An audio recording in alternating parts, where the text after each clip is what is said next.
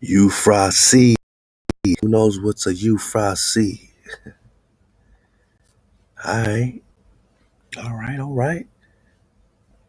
A noun, this word is contracted from Euphrosyne, Euphrosyn, or joy or pleasure.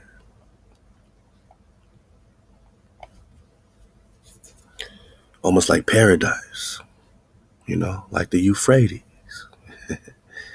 Like paradise, like a paradisical river. The question we have is, where's Eden, right? Where's paradise? Where are the biblical paradise rivers? Places meant for pleasure, meant for joy, meant for a tribe to spend Baruch and Shalom together. A name given to the plant on account of its wonderful effects in curing disorders for the eyes. Okay, so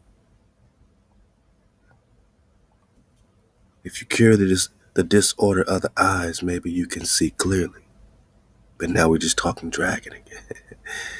The wonderful effects in curing disorders of the eyes. Oh boy. Oh boy. Euphrates. I was trying to find Euphrates in 1828. And there ain't no Euphrates in 1828. I said, it's a Greek word. It's been around, right? Sure, it's old school. They've been using it, or are we just talking more titles? But Euphrates is all about joy, pleasure.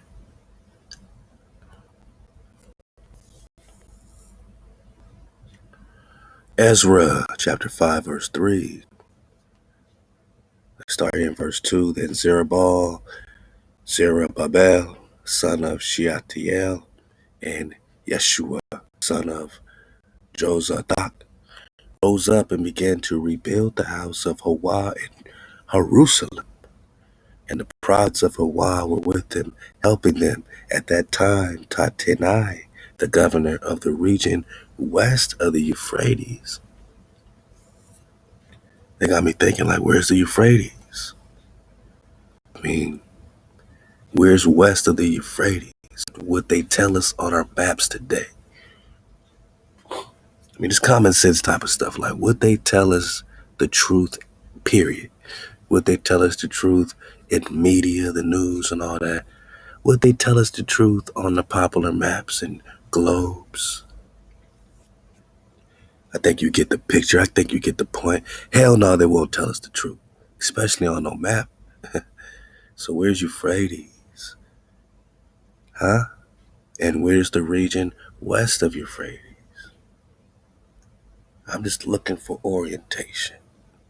Shetharabanzani and their associates went to the Jews and asked, who authorized you to rebuild this temple, restore the structure? So there's a temple, there's a restoration of the house of HaWah.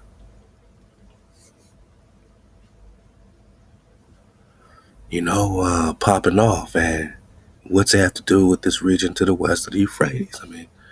These are good questions. I'm surfing wave on some Euphrates drop. Shout out to the Og. One of my Ogs dropped one of these comments on IG about the drying up of the river Euphrates and its prophecy. I think he was Islamic, so he had the Islamic point of view. So I said, well, let's look at it from the Quran foundation. Let's look at it from the Quran point of view. Drying up of the river Euphrates and its prophecy in Hadith of the Quran foundation. Okay, this is really going to say, get it saying where is the question, and why would they cover it up, and when did they cover it up? Let's go. And what did they cover up, man? And what is underneath this river that has them prophesy? Let's pick it up from here. Drying up the river Euphrates mentioned in Hadith. Quote, the hour would not come to pass before the river Euphrates is dried up or dries up to unveil a mountain of gold, cities of gold. Oh yeah.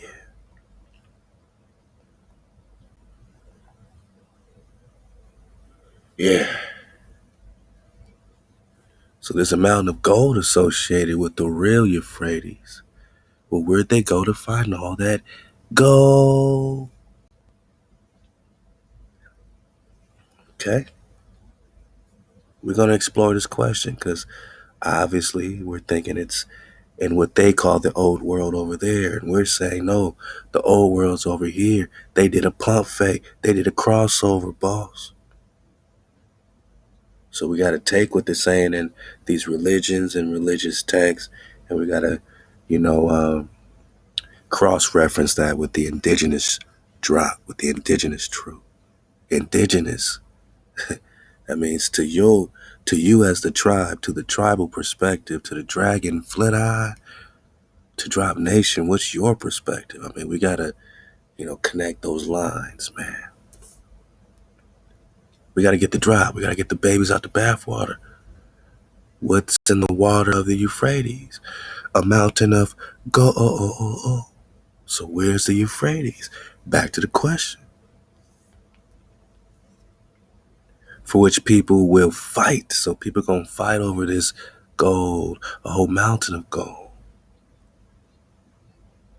99 out of 100 people will die in the fighting, and every man among them will say, perhaps I may be the only one to remain alive and thus possess the gold. And that's in the Sahih Muslim. The last hour would not come unless the Euphrates would uncover a treasure of gold. So he who finds it should not take anything out of that. We observe that drying up of river Euphrates, revealing a mountain of gold, is a sign of the last hour. So they got these links. I'll leave you this whole link. A UN press release on World Water Day marked on March 22nd. The whole thing popping off is that the river Euphrates that they say today is the river Euphrates in the Middle East, so-called Middle East today. They say it's drying up, you know what I'm saying? So I got an article, we're going to get on that, but they say it's drying up, and now it's sparking and popping off all these prophetic situations. All these people talking prophecy. So let's talk prophecy. A UN press release on the Water Day, World Water Day, on the marked on March 22nd, quotes a recent international report warning that the Tigris and Euphrates rivers could completely dry up by 2040 because of the compounded effect of climate change. Okay, boss. Okay, I think we're getting out of ice age. I think the little ice age is ending, man. Reduced upstream supply and an increase in domestic and industrial use. As the water level of the river is declining, the gold is becoming visible, as can be seen in the images. So they got images. Some scholars have interpreted the term of gold as oil. So is it gold or is it oil? Even in the Bible, shrinking of the river Euphrates has been mentioned as a sign for the massive war that would take place between the armies of the truth and falsehood before the end of the world. The sixth angel emptied his bowl on the great river Euphrates. Its water was dried up. To prepare the way for the kings of the east, I saw three unclean spirits like frogs come from the mouth of the dragon, from the mouth of the beast, and from the mouth of the false prophet. These were demonic spirits who performed signs. They went out to the kings of the whole world to assemble them for the battle on the great day of God the Almighty. Behold, I am coming as a thief. Blessed is the one who watches and keeps his clothes ready, so that he may not go naked and people will see him exposed. They assembled the kings in the place that is named Armageddon. Okay, so we're in Revelations, man. Chapter 16. But yeah, even they're talking about it in the New Testament, in Revelations. So The Quran's talking about it. The Revelations is talking about it. They're mentioning this thing like it's happening in the last hour. So they're making the world focus on one place, the Middle East, the so-called Euphrates River of today. Maybe we need to give more time for the mountain of gold to show up in the river Euphrates. The Quran didn't mention that, but some Hadith writers also copy some scriptures from the Holy Bible and turn it around. Oh, really? Become a word from Ain't that something? Ain't that something? Like phantoms, like duplication. But all right, let me know if you have any Tanakh only scripts, what I'm saying? Scriptures talking about the Euphrates drying up. Let me know, man. We're gonna keep going. Wait a minute, what's this? Maybe we're gonna stumble on something. Let's see. All right, let's check this out from Israel365news.com. Euphrates drying up, fulfilling Jeremiah's prophecy. A drought against its waters, that they may be dried, for it is a land of idols. They are besotted by their dread images. That's Jeremiah 50. So is Jeremiah talking about the Euphrates? A drought against its water, that they be dried up? For its land is a land of idols. They are besotted by their dread images. Okay. I'm just, skipping ahead. It says desertification now threatens almost 40% of the area of our country, a country that was once one of the most fertile and productive in the region. Iraq President Abdul Latif Rashid told the climate summit in Egypt last week. All right, they're in the Middle East, right? They're in Egypt. They're in Africa, right?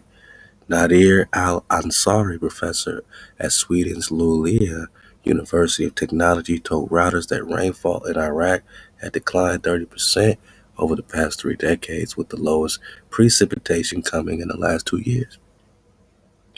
So this could just be a drought. This could be a famine. This doesn't have to equate to the Euphrates prophecy, especially if the Euphrates ain't over there in the so-called Middle East. They could just be going through a drought. They could be going through a famine. They could be going through a plague. All right. The Euphrates figures prominently in the Bible, with it being described as bordering the Garden of Eden. I just want to remember these, type of landmarks here, because as we talk Euphrates, and especially when we talk Euphrates in America, remember that link we had talking about the tapirs grazing and the Euphrates River in America. And I got some great drop from Cootie Mayo. I got some great features, man. We're gonna feature some amazing, scholars, reconners, what I'm saying, Drop Nation extraordinaires, man. Teachers, professors right here in Drop University, man. In Nagarville University. So we're gonna have some good time, man. So, I'm just getting some rocks off right quick on this Euphrates, man. But hey, man, where's the Garden of Eden if we're talking Euphrates in America? Just keep that in mind. The name of the third river is Tigris, the one that flows east of Assyria, and the fourth river is the Euphrates. Genesis 2, chapter 14, or verse 14. It was also named as one of the borders of the land God granted to Abraham's descendants. And who would that be? So it's one of the borders. So yeah, we're gonna, my wave surfer is gonna have a good time with this one, man. Connecting the drop. The prophet Jeremiah described. Well, let's back it up here. It says, on the day Hashem, or the name, or HaWah, made a covenant with Avram, saying, to your offspring I assign this land from the river of Egypt to the great river, the river Euphrates. So we're talking about that border. Genesis 15, verse 18. The prophet Jeremiah described how the waters of Babylon, the region currently including Syria and Iraq, or we're just talking about Babylon in America, would dry up as a punishment for their idolatrous practices.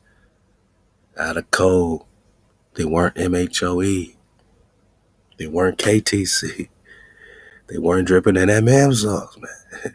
The devastation being so complete as to render the region once part of the so-called Fertile Crescent uninhabitable. Quote, a drought against its waters that they be dried up, for it is a land of idols. They are besotted by their dread images. Assuredly, wildcats and hyenas shall dwell there, and ostriches shall dwell there. It shall never be settled again, nor inhabited throughout the ages. At 50, verse 38, okay. Both Christian and Muslim eschatology include prophecies of the drying up of Euphrates, signaling the end of days. So we in that Hosea 3 flow. You know, when the press to bring that mem sauce back, first they're going to take some of that mem away, you know what I'm saying, as a sign, right? So in Islam, some of the hadiths suggest that the Euphrates will dry up, revealing unknown treasures. So some say gold,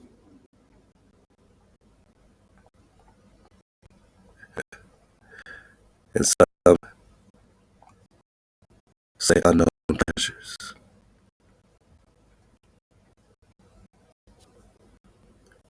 Unknown treasures, boss. What could that be? I mean, you could think about material things, or you could think about portals and vortexes, and I mean, you could think about all kind of things. What's an unknown treasure? Will it be revealed in the Middle East? You know, so that a bunch of so-called this and so-called that can have your treasures. You know what I'm saying? Hey man, where's Israel, right? Where's Jerusalem? Where's Egypt? We've been talking about it. UB, my bro UB been talking about it. We're gonna get some UB. We're gonna get some UB. America is Egypt flow. You know what I'm saying? We popping off. Fifth wave, let's get it. Prices going up because we on a warpath. Oh yeah, we on a warpath. Intersecting lines, man. What's your next tile? What's your next, checkpoint? Well, this Euphrates, wherever it is, will dry up and reveal unknown treasures or a mountain of gold that will be the cause of strife and war in the Christian book of Revelation. And they have to call it the Christian book because it ain't the Hebrew book. It is prophesied that in the near future, the Patamos Euphrates, Patamos. Oh, I like this because I was reconning the etymology of Mesopotamia, and this Patamos stems or connects with this Patamos, which basically means, like a gushing forth or breaking forth of water.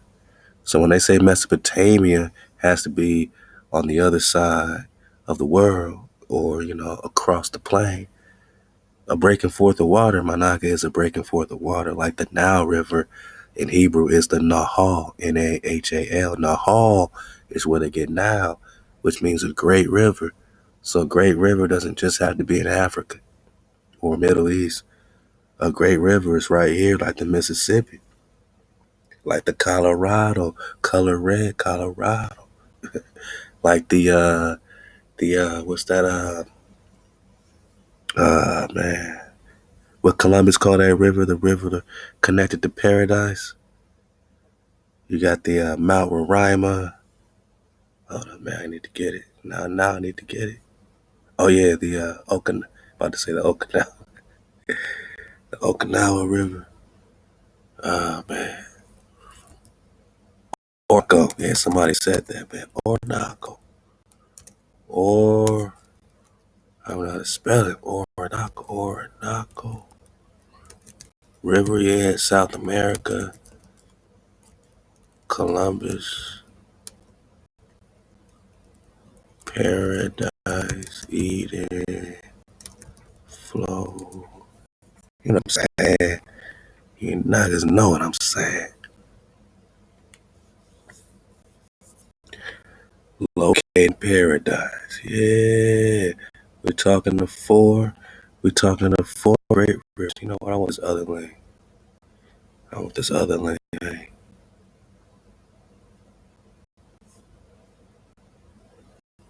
Let's see what this one's talking about.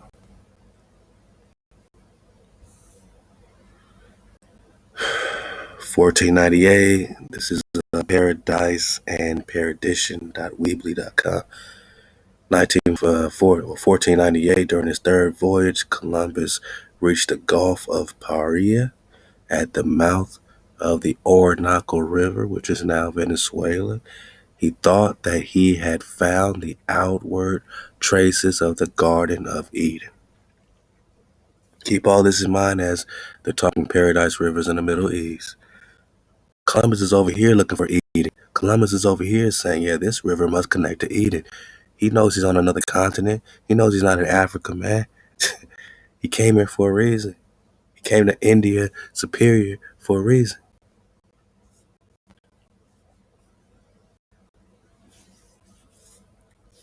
I said, Columbus came to India Superior for a reason, man. We got maps. We got receipts, man. He didn't come here talking about, oh, the river over here in Venezuela is connected to somewhere over here in Africa, man. They want, okay, this the Nile River, yada, you know what I mean?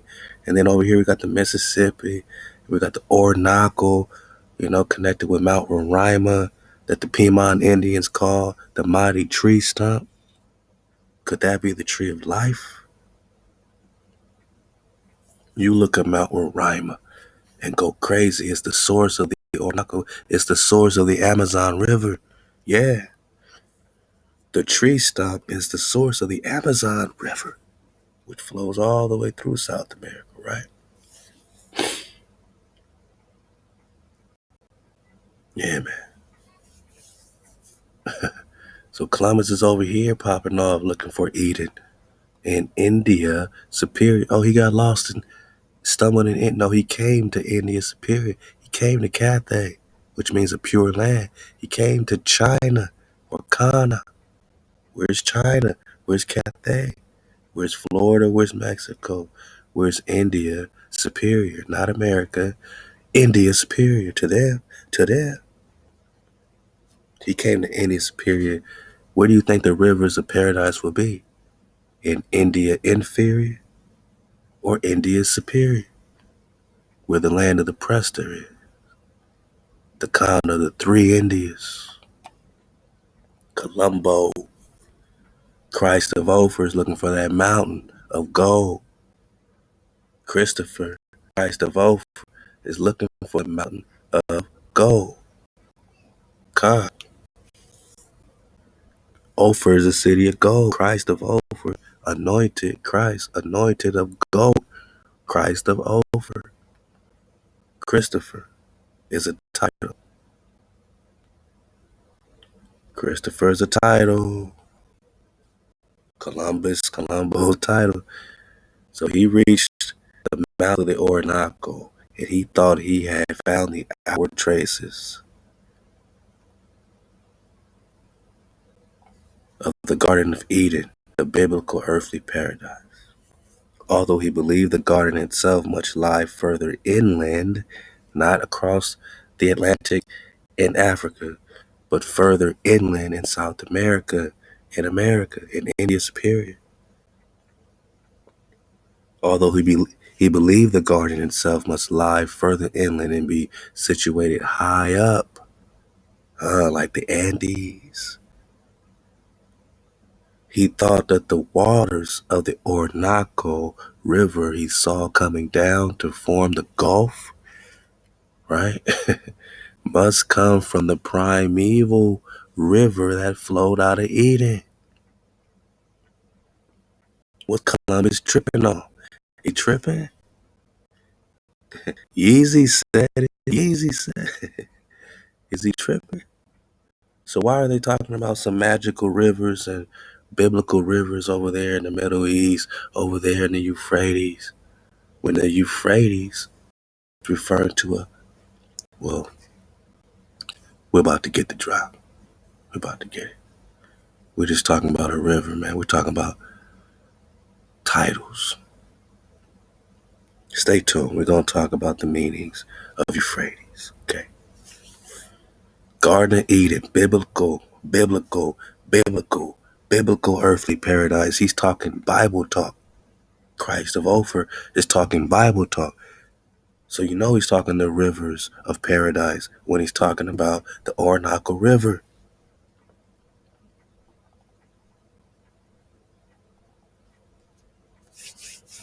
Birth, man, hand rub, activate.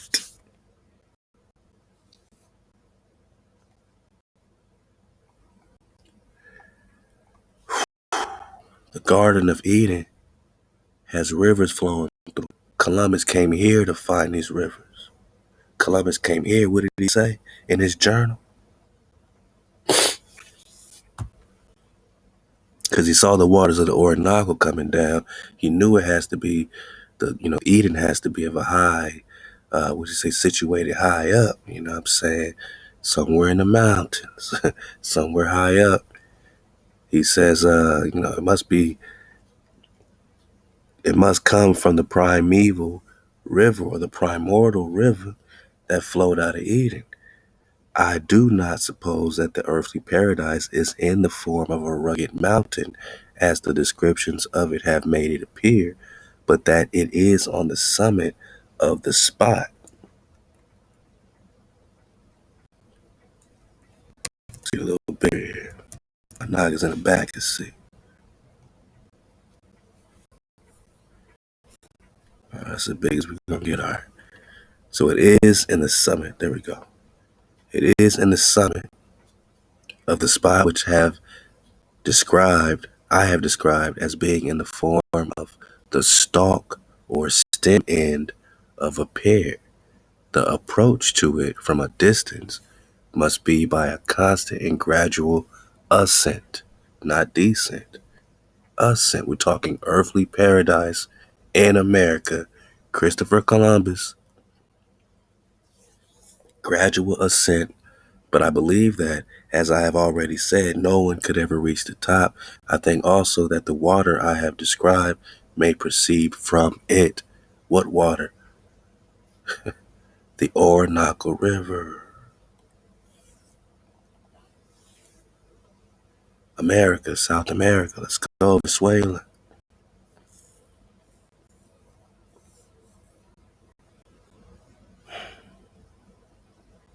The water I have described may proceed from it, though it may be far off, and that stopping at the stopping at that place I have just left, it forms this lake.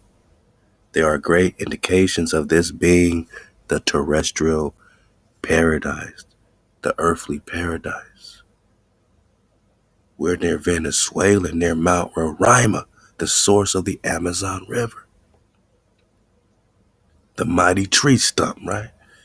For its situation coincides with the opinions of the holy and wise theologians whom I have mentioned, and moreover the other evidences agree with the supposition, for I have never either read or heard of fresh water coming in so large a quantity. Fresh water, my naga, fresh water. Pure, pure mint sauce flowing, Yosef, take the wheel. Oh yeah, we're gonna get some Yosef mint sauce. You know what I'm saying? Primary water drop. We gotta do it. A Lego. For I have neither even read or heard of fresh water coming in so large a quantity quantity in close conjunction with the water of the sea. So it's next to the salt water, but it ain't salty. It's fresh water, boss. The idea is also corroborated by the blandness of the temperature. So it's cool. And if the water of which I speak does not proceed from the earthly paradise, it may be a still greater wonder. He's like, man, if this ain't the waters of paradise, then that's an even greater wonder than paradise. It seems to be a still greater wonder, for I do not believe that there is any river in the world, including the Middle East, including Africa, the part of the world that I'm coming from, Spain, right? Seville, Spain. Remember in the Biblioteca Colombina, and Columbus broke down, what his motto was, the Biblioteca Colombina in Sevilla, Spain, right? Balcony drop. Columbus broke it down. He said, I'm coming to America to seize the Holy Lands. He said he's coming here to get the Holy Land. That's why he's the Christ of Ophir, because Ophir is America. Cities of gold. The original Japan, Kapangu. Yeah, yeah. If this water I speak of does not proceed from the earthly paradise, it seems to be a still greater wonder, for I do not believe that there is any river in the world so large and deep. In the world? In the world, Craig. In the world. Top flight security of the world. There ain't no river in the world so large and deep as the Orinoco River that flows out of Mount Roraima. That's why we said it's Mount Roraima, the tree of life. And what does it have to do with the Garden of Eden?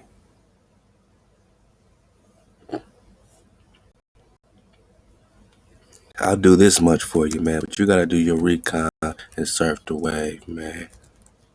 You gotta do your recon and surf the wave, man. I'll cross-reference for you Mount Roraima and Orinoco, okay?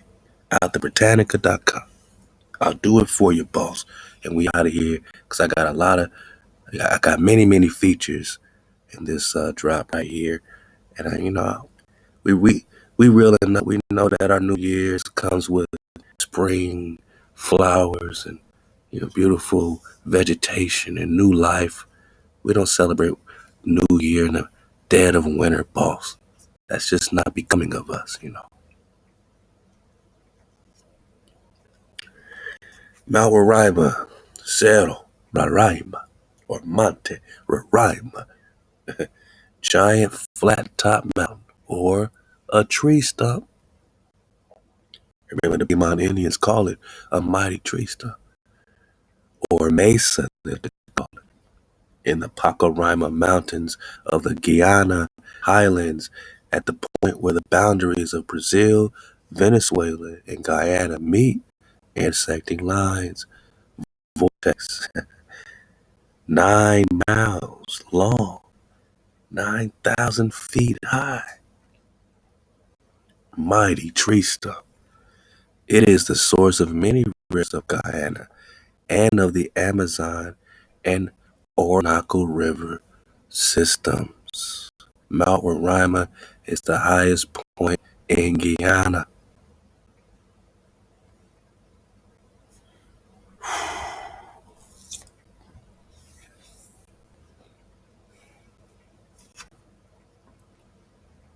Oh, it's very high.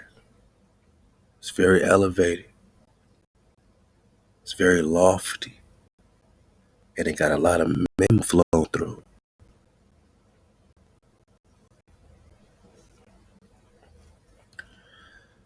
Just whenever you want to meditate, go ahead and pull up a picture of Mount Roraima. Go dig on it. It just got this small one here for some reason. But even on this one, you can see clearly that, yeah, it sure looked like something was cut at some point, sliced like laser, like a giant dragon laser sliced it down, man. And still, it pours out this water.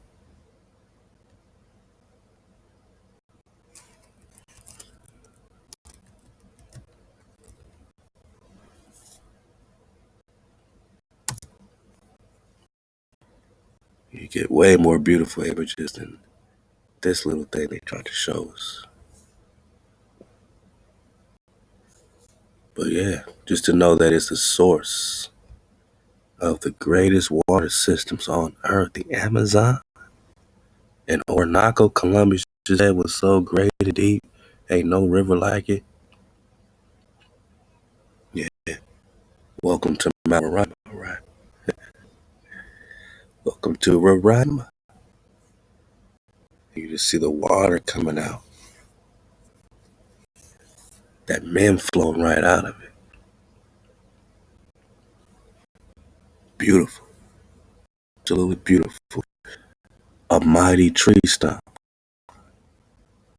a mighty tree stump. Wow.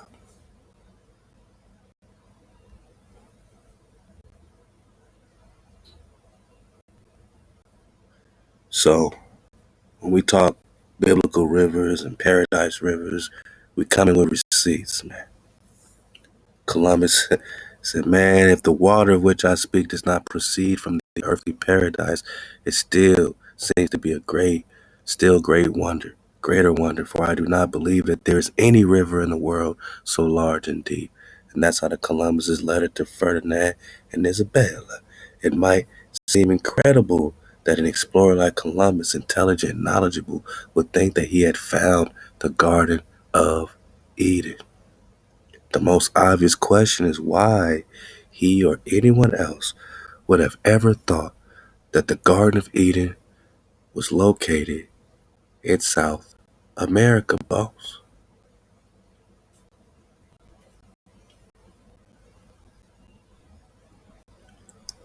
Why, oh, why would he think the Garden of Eden is located in South America, boss? He knew it had to be high. He knew it had to be high. God. The answer, of course, is that Columbus didn't know he had discovered the Americas. He was hoping to reach China or India. Well, looky here. It seems he reached, according to the map of the world, Gastaldi in 1548. It appears he reached, according to this cartographer here, it appears he reached India, India, and China. Because it's all one thing, which means that everything over here is a phantom reflection and duplication of the old world where the Garden of Eden is, where the rivers of paradise are. So where is the Euphrates River? Let's go, man. We just popping off because they just now tuning in. What does it mean? What does it mean? Euphrates, meaning in the Hebrew Bible, it is often referred to simply as the river Ha-Nahar. I just told you that Nahal, got turned to now it's Nahal or Nahar. Ha-Nahar, great river. The word Euphrates is a translation for the word gush forth or break forth. Okay, okay.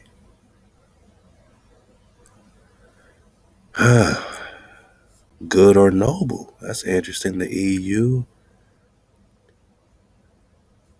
is coming from good or noble. Well, this is getting better. So not only is it a great river, but it's a noble river, like a biblical a river of paradise.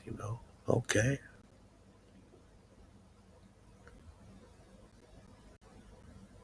Remember, When this thing dries up, it got some unknown treasures. You know what I'm saying? This thing dries up, man. They talking about a whole mountain of gold, a whole mountain of gold, great treasures, unknown treasures in the Euphrates. Where's where's the Euphrates? Good or noble, a gushing forth of good and noble treasure. I mean, what does it mean? Well, even though Euphrates wasn't in 1828, but we did have Euphrates, which is connected to what? Pleasure, right? Joy, pleasure. Euphrates etymologies. Let's see. Mesopotamian river arising in Armenia and flowing to the Persian Gulf, Old English Euphrates, from Greek Euphrates. So when you hear Euphrates and you fall in love with it, you're just speaking Greek, boss. You're just speaking hijack. You know what I'm saying? You're just speaking Greek, all right? So from Old Persian Euphrates, okay, perhaps from Avestan hyperthua. Good to crossover, all right? Good. So good or noble, we got that. It says to lead or pass over. So just because it's in the Middle East today, you're just talking a title that means to lead, to pass over, something good, noble, gushing forth, breaking forth. They could name anything that today, but what was the original intention behind all this goodness, nobility, greatness of the river? Let's go. Oh, and by the way, what is the etymology? I'd love to let us find the truth for this great link here, man, because we all pop off with this link now, but let us find the truth, man. Back in 2016 was the first that I knew of to ever be dropping on this etymology link. Love to the bro every time. Mesopotamia. Okay, let's break it down. Let's break it down.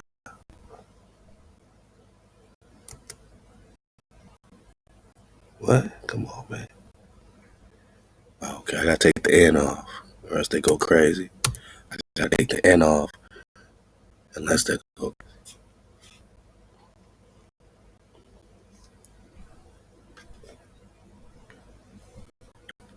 All right. So meso is a combination of two words. Mesopotamia is a combination of meso and Potamia. All right. Ancient name for the land that lies between Tigris and the Euphrates, or this great, noble, gushing forth of mem sauce. So where's the real Tigris? Where's the real Euphrates? What is the Orinoco River that it is so great, so deep, so great, that Columbus is saying, it's connected with this Garden of Eden, that this earthly paradise, is relevant to this world, or this river, this largest river in the world, this deepest river in the world. And if it's one of the largest, deepest rivers in the world that Columbus has to say there's no other like it, there's nothing like it over there, there's nothing like this river, I will have to give it one of my votes, or we don't we don't vow to nothing. But I will have to give it my suggestion as one of the rivers of paradise, one of the great rivers, great biblical rivers, man. Columbus reached the Gulf of Paria, which is Mexico, but Mexico, man, around that Gulf situation, at the mouth of the Orinoco River, which is now Venezuela. He thought that he had found the outward traces of the Garden of Eden, the biblical earthly paradise.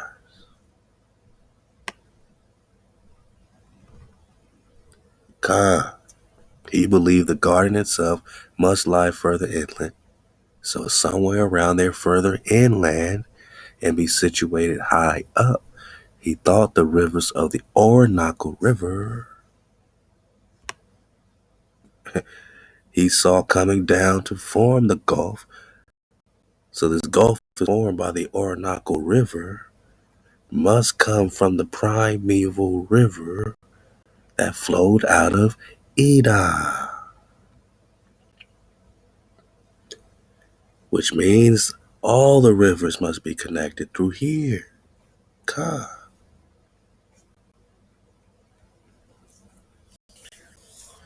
We're talking about a breaking forth, a gushing forth.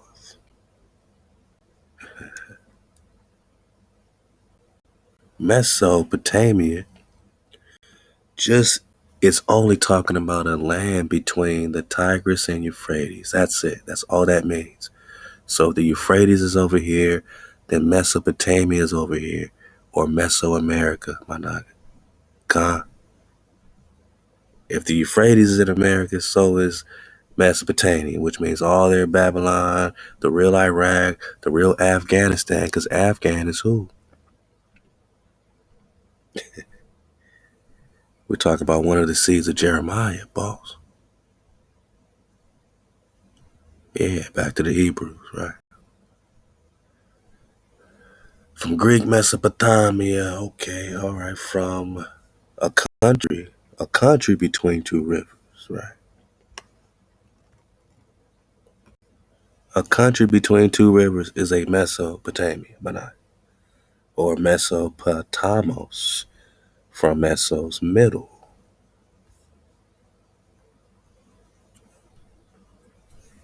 Middle, plus Potamos, river.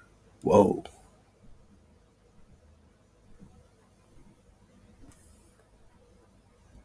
So Potamia, so Meso's middle.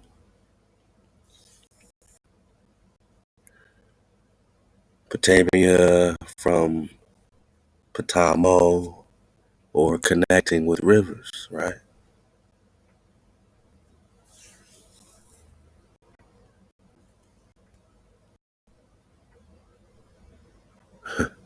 So a land that is connected by rivers, rushing water, gushing water, flying water, connected by rivers, man. Now you're talking about a Potamia. Potamia. So the Meso is the land, between these connected or between these rivers. Got it. That's all that Mesopotamia is. So we'll have to be spooked out, by the cliche of it all. We can now just see it as a title of a land, the middle land, a country between two rivers, right? Okay. That doesn't have to be in one particular location, but now you can say which land between two rivers, which Mesopotamia, not the Mesopotamia, which Mesopotamia, which Egypt, which Ethiopia, the Orient Ethiopia, the East, the Far East, or the West, because there's both.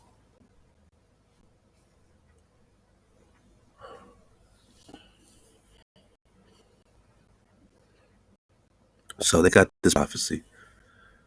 In Islam, they popping off, What is your interpretation of the Hadith, which prophesies the uncovering of a mountain of gold in the river Euphrates in the end time?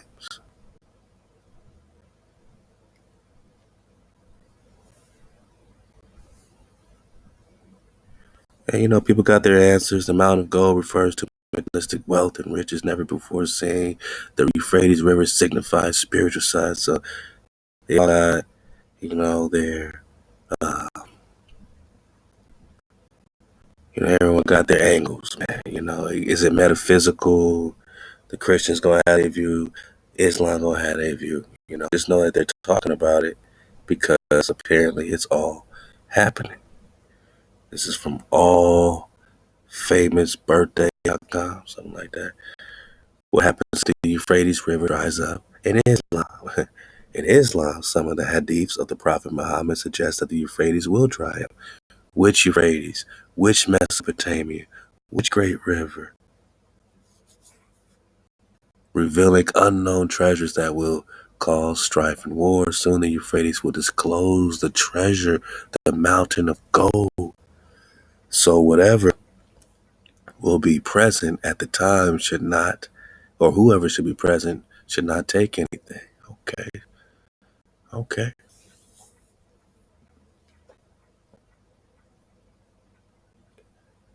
Euphrates HaWah, right? We got that in Hebrew, HaWah, not HaWah. Is the longest, one of the most historically important rivers in Western Asia. That's funny. Where's Asia?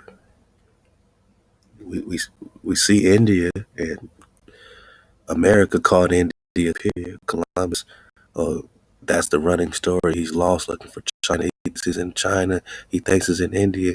He knows he came to Asia. Orientis finds map 1531 knew he came to Asia, because South America is not called South America on his map. It's labeled America. And that connects to what? Parias. And where was Columbus looking? Where was Columbus looking for the city to go? The Orinoco, the Gulf. Who? When in 1498, during his third voyage, Columbus reached the Gulf of Paria.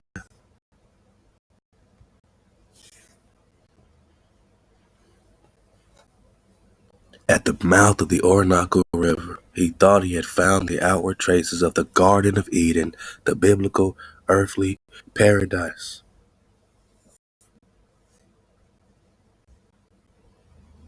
Okay. And that biblical paradise was flowing out of this mighty tree stump, Mount Roraima. Got it.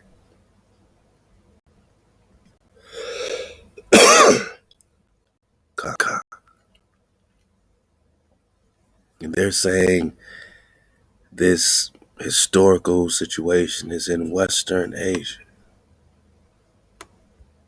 And we said, where's Asia? And Orientis finds him at 1531 said, here's Asia, the same place that you would call North America, where Florida is, where Mexico is. Even the Ganges River has, a biblical river flow to it, right? Even we prove that.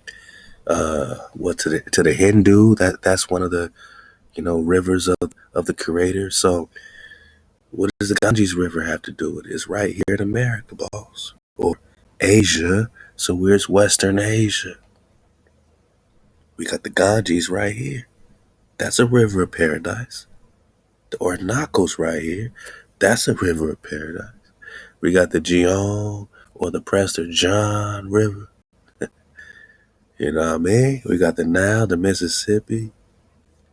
Yeah. Something's flowing straight north and south like the Nile, right? Like the Nile. We got Cathay, again, just like India Superior.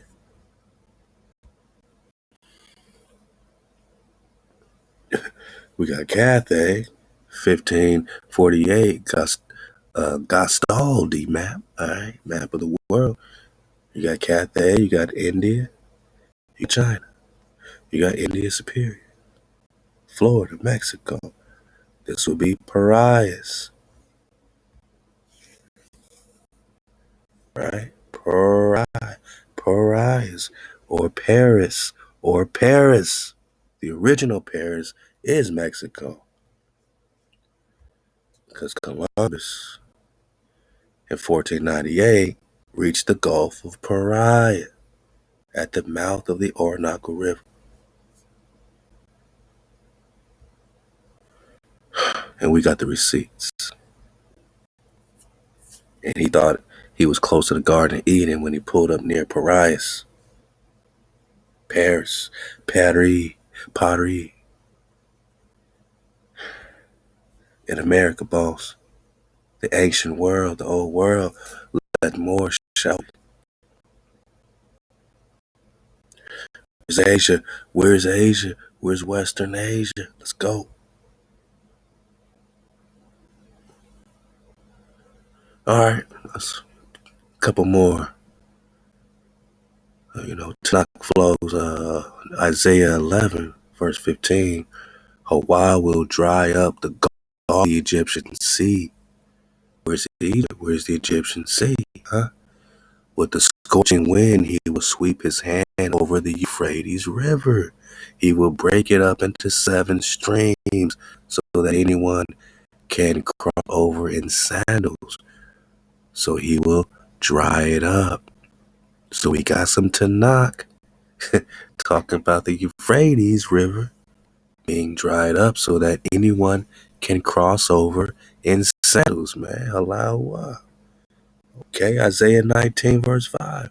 The rivers, or excuse me, the waters of the river will dry up, and the riverbed will be parched and dry. Ka. Okay.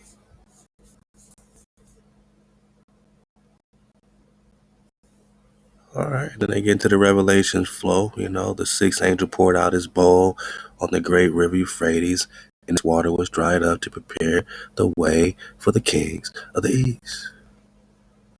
But before that, before they got it in Revelations, it was already in Isaiah, man. HaWah would dry up the gulf of the Egyptian sea with the scorching wind. He will sweep his hand over the Euphrates River. He will break it into 7 streams, 7 cities ago. Whoa! Didn't we?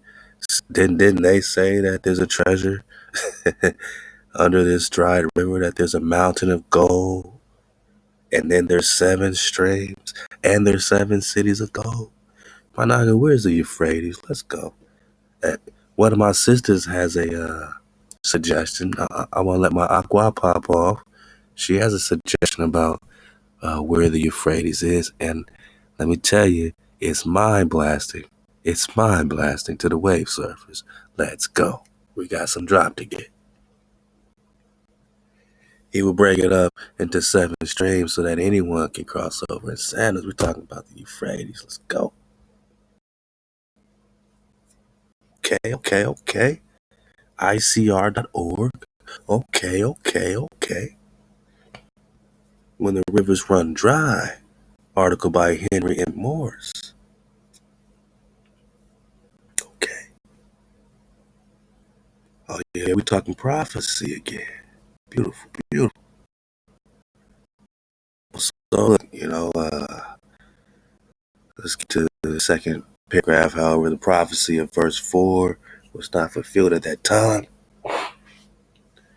indicating that Nahum's prophecy would have both a near and far fulfillment. Indeed, there would be a terrible worldwide drought in the last days, according to the scriptures as well.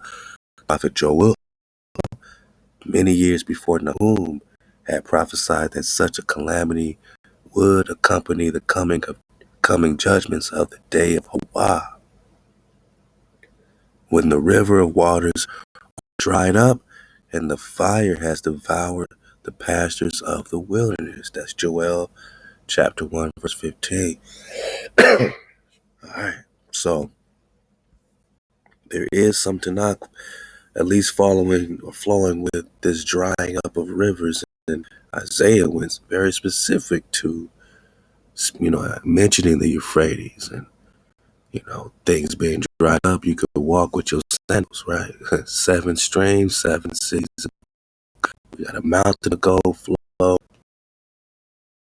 They're going to go this Euphrates in the Middle East.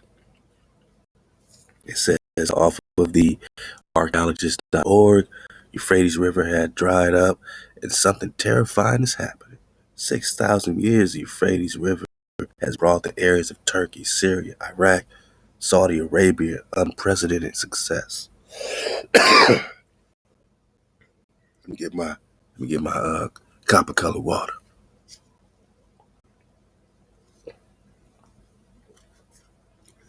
Oh wow, I've been popping off all day.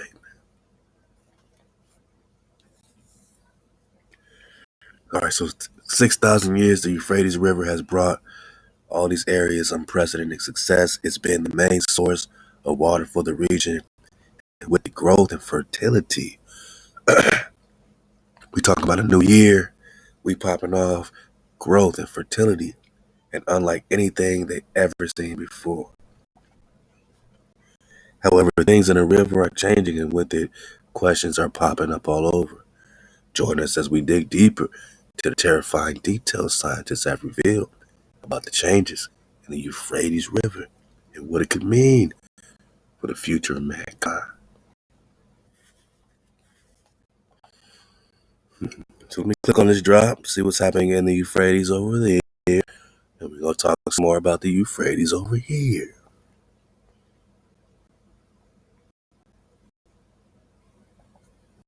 Fair use in your caboose ball.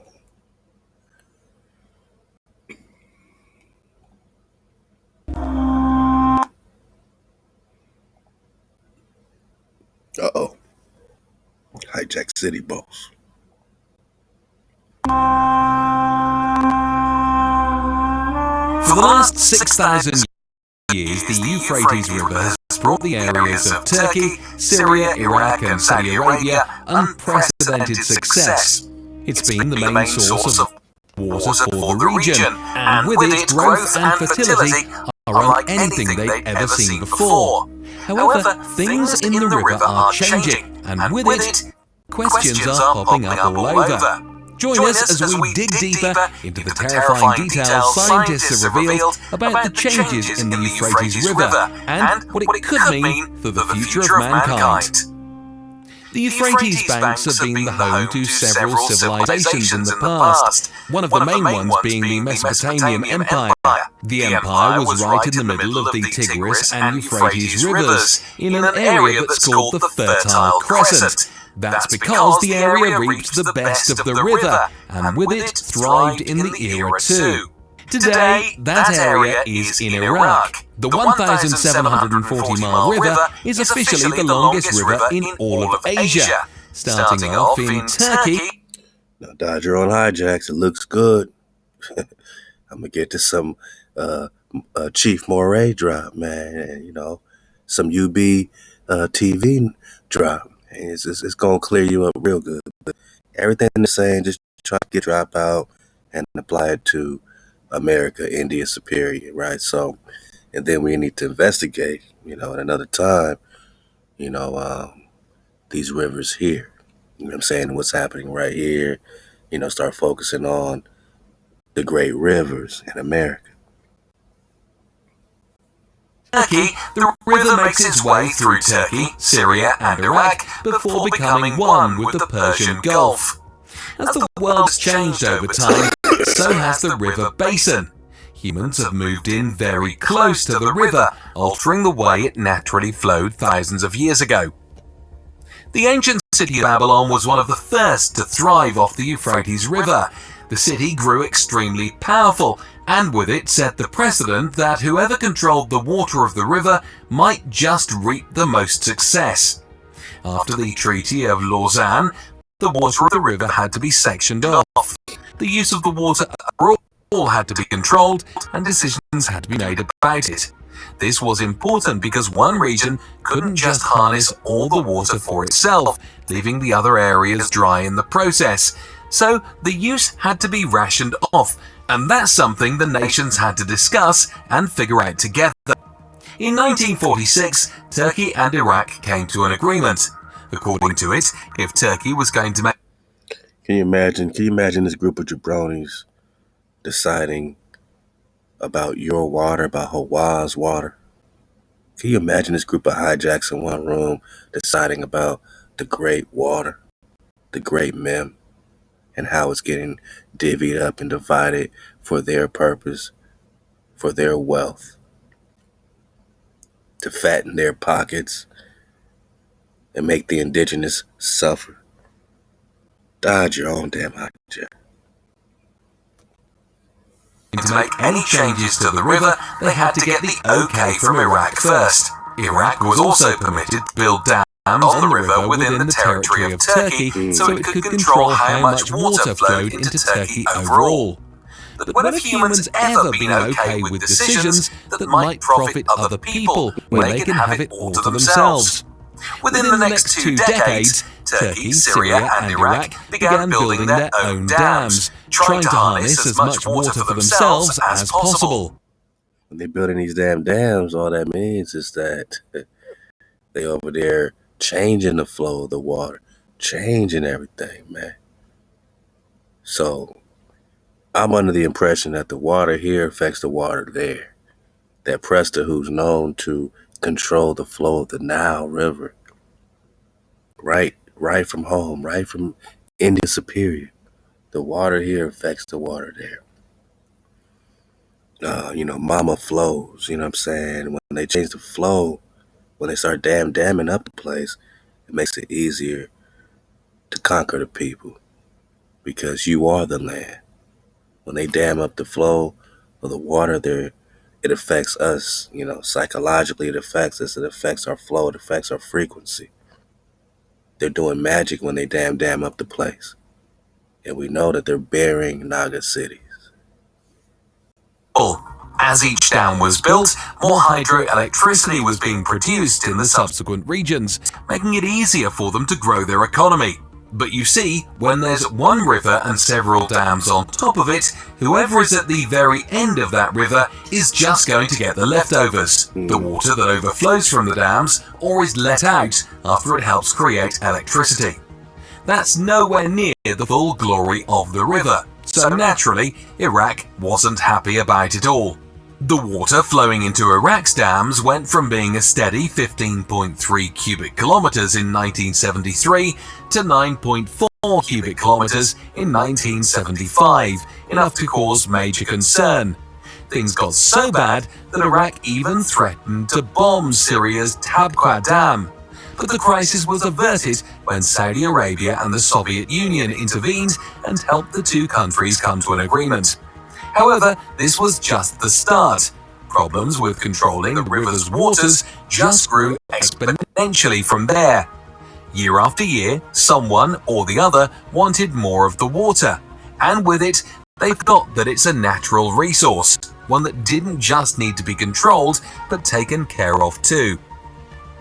What happens when you have such a great resource and all you do is try to take from it? Things eventually take a turn for the worst, and that's what happened to the Euphrates River too. This is a river that was so massive that you could easily see it from space. What do you see now? Well, mere remnants of what used to be a free-flowing river bringing life and fertility to the world. The image is downright terrifying. Seeing the river that was doing just fine get to the point that it doesn't even look like there was ever any water there is something extremely concerning.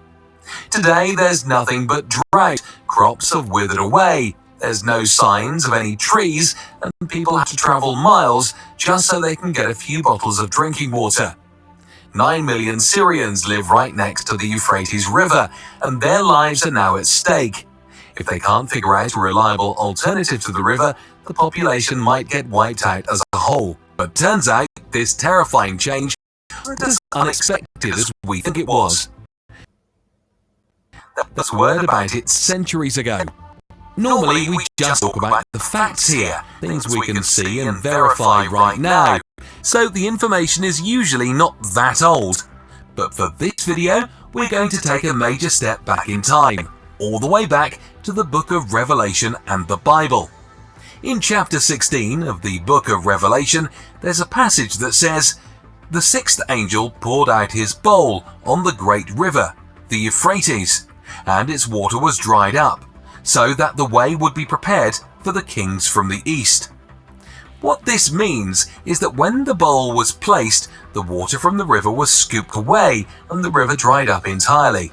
It might have been the cup in that era, but it's the dams in this one. We've created a cup that would scoop all the water away, leaving nothing but land underneath. In Revelation chapter 9 verse 14, it is said to the sixth angel who had the trumpet, "Release the 4 angels who are bound at the great river Euphrates." If that is to happen, the river needs to not be there. Or we're talking dragons at the river Euphrates. And where is the Euphrates River? Prophecy states that the angels would be released from underneath the riverbed, and right now it looks like it's in perfect condition to let that happen. With all of that, people are convinced that the river drying up is the start of the chain of events that would eventually lead to Christ's second coming. The Garden of Eden is said to be in the same area as the Euphrates. Whoa, what did Columbus just say? Earthly paradise near South America, Orinoco Flow. More confirmation with a dragonfly perspective. His river, so it would make even more sense for Christ to conquer his enemies and establish his heavenly kingdom in this particular area. Joseph Cabaletta, pastor of the Watchman Ministries, conducted the Watchers Conference recently, and he too believes that this is it. He warned Ugandans to be on the lookout for the end of the world, saying that the river drying up is... You already know we gotta dodge all hijacks, man. You know. The world, saying that the river drying up is just the beginning. In Revelation 9 and Ezekiel 38, it's mentioned that there will be a great conflict as the Euphrates River slowly dies out. Right now, that must come true too. All of the countries that contributed to the problem may go to war with one another. That's because the countries are all working in their own self-interest, and unless the river is restored to its old glory, the areas surrounding the rivers will plummet into loss. Whenever something... So it's like there's a puppet show, and in the puppet show, they're going to be warring around this region. But the real war is happening around the real Euphrates. And that's why it's important for us to have orientation to ask the pertinent questions. Where is the real Euphrates? Something like this happens in the world, it takes us way too long to do anything about it. Seeing some of the most terrifying prophecies come true is enough to wake most people up. But even then, there's very little we can do. Wow, look like a dragon right there. Huh? Look like a dragon right there. You know, it said that, a lot of the dragons, some chose to become part of the earth landscape, to be preserved later, like the waters and the mountains, you know what I'm saying, and things like that, like the islands, man, let's go. Can do about it. Climate change has amplified the way the Euphrates River dried up, and while opening up the dams might make the situation a little better, it won't reverse the effects overall. The question that remains now is that which other prophecies might be coming true too, and what do these massive changes mean for the fate of the world as a whole? Well, we might just have to wait a little longer to find out, but from the looks of it, it's simply taking a turn from bad to worse, and the way Man, I mean, things are progressing is nothing. It's like, if we know what we're looking for, whether they make this popular or that popular, or they try to silence, our perspective, we know what we're looking for, man, then we can't miss it. When we know what we're looking for, we can't miss it. Not too many people, at least in the public eye, are searching for the real Euphrates. They're all going with the narrative. So if you're on this quest, if you're on this search, man, you're part of the few. And you have an open mind and say, if this is what they're saying, then what's the truth?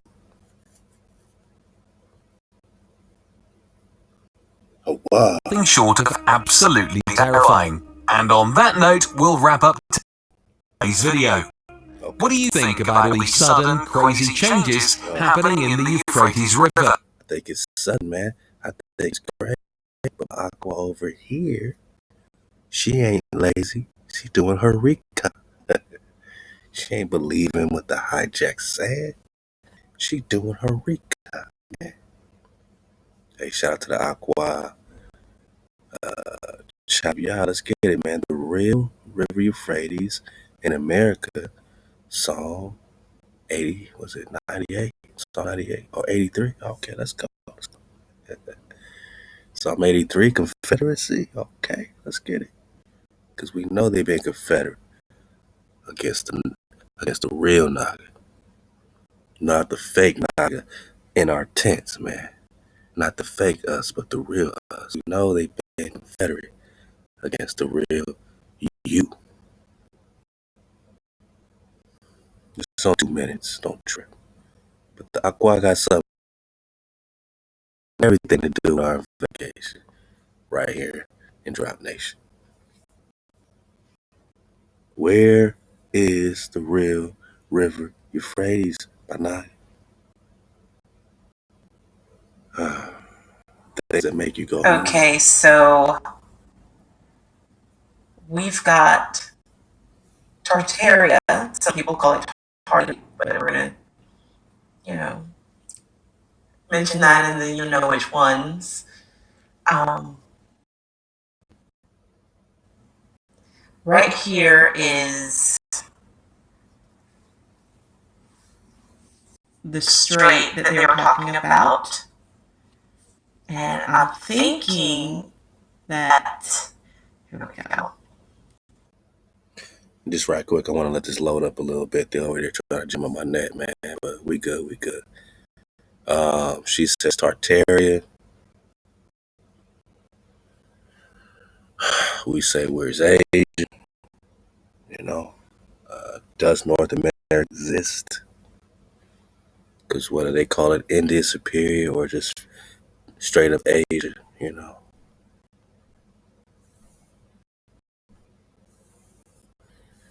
Or they call it Grand Tartary in the 1561 Carter Marine in the Vola to Vola. Or Asia. Or China. Or India. Connected to South America. Parias, which is the Yucatan, and so this Gulf, has this Orinoco flow going right in it, man. She said Tartaria, China, right? All this is connected directly to South America. So where's North America? Does North America even exist? I see Louisiana. I see Canada. Where's California? Oh, is that Tartary, boss? Asia, China?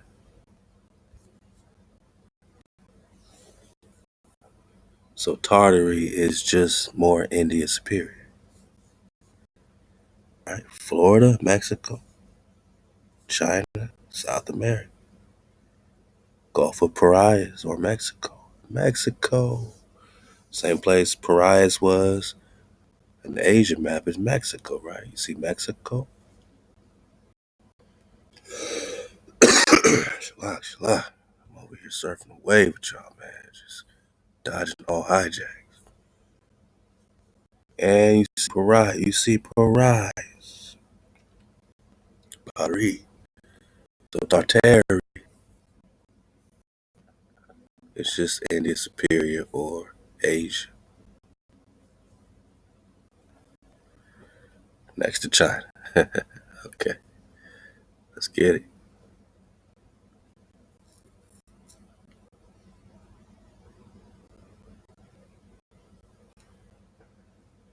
Hey, man. Welcome to the investigation, man. We just surfing the wave. I'm actually going to reload this page. Because, they got it all blurry. Trying to jam us up. Let's reload it. See if we can get it clear.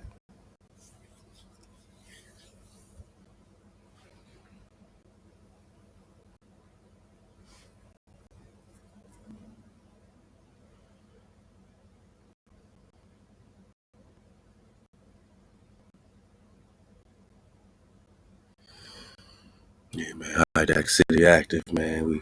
We dropping that drop. Okay, so we've got Tartaria.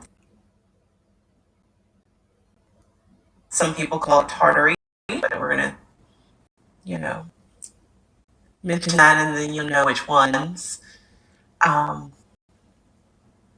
Right here is the strait that they were talking about. And I'm thinking that, here we go.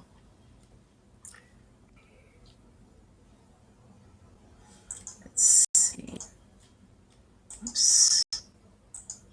That's not what I wanted. So just so you can see clearly, what she's at is Antioch. All right. For some reason, I never looked at this before. Shout out to my HaWah. I've never looked at this before. She over there popping off. So when they're talking real river Euphrates, the HaWah, according to her research, is going straight to the Strait of Antioch, which is the Bering Strait, right? They have the myth that the Indians crossed the Bering Strait, but we're just talking about India Superior, real Nagas, and you got Antioch, right? And we got the maps with the Antioch Regnum, the Antioch Kingdom. Antioch is Anan or Anan ben David, son of David. And what happens when this Antioch, fully dries up? What's there? What's in Antioch? It would make more sense. And I don't even want to give up too much to these jabronis, But they already, I think, got this drop. They know where the real gold is.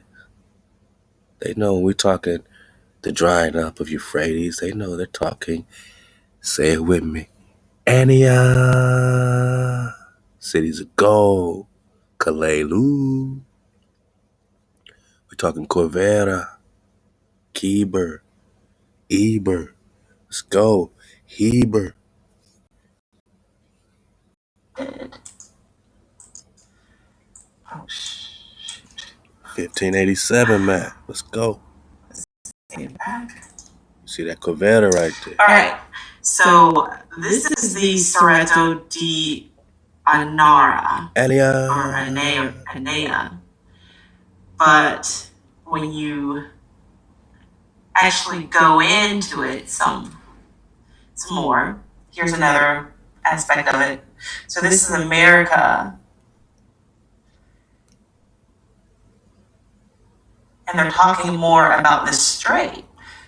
But what's interesting is, okay, this is obviously like in Spanish, Italian, or something like that. Who knows? Could be Latin, but I think it's in Spanish. But I'm getting that this, if you can see that, that's the river Euphrates that they're talking about. Boss.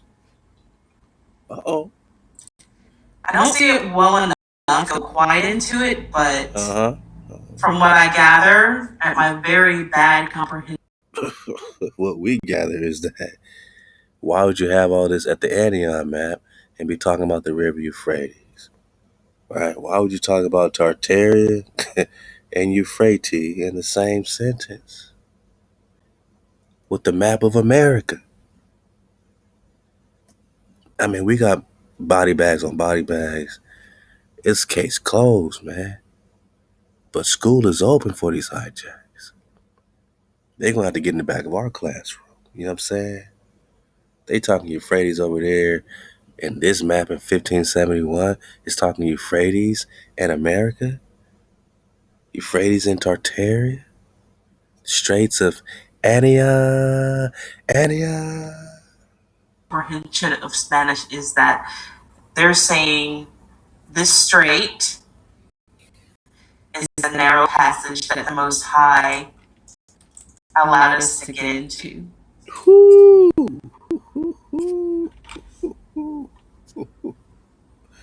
It's Hold up. called this. Oh man, I wish this clip was longer, but yeah, you see the Strait of Antioch, right? Ooh-wee. And they over there talking Euphrates. Euphrates. Say it with me, boss.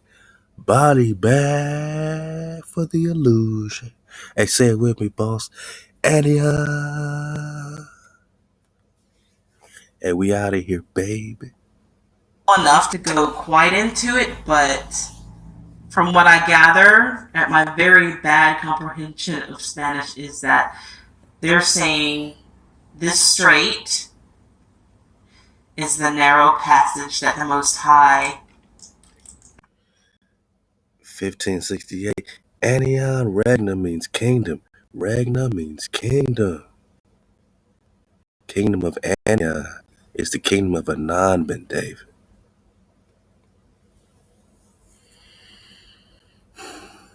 Yeah, the Davids play. The Davids play heavy. Solomon plays heavy. What does Solomon have to do with the mountain of gold? Uh-oh, boss. Allowed us to get into. Yeah. At the water HaWah, you popping off, and as she says Anion, it brought up a real cool map. In my perspective, this is the coolest map. One of the coolest maps for sure. This is that David Ramsey flow. And we, stumbled on Anion and Quivira. As you see, this ring on the outside will be the Antarctica ice wall. But there ain't no cap on Arca's chest ball. And there ain't no cap on my number 2 pencil. Cuh. Nah. But as we talk Anion and as we talk Davids, there's a reason why on this map, as we talk Davids, on this map is the Preston. Rex Negus, Khan of Abyssinia, Ethiopia.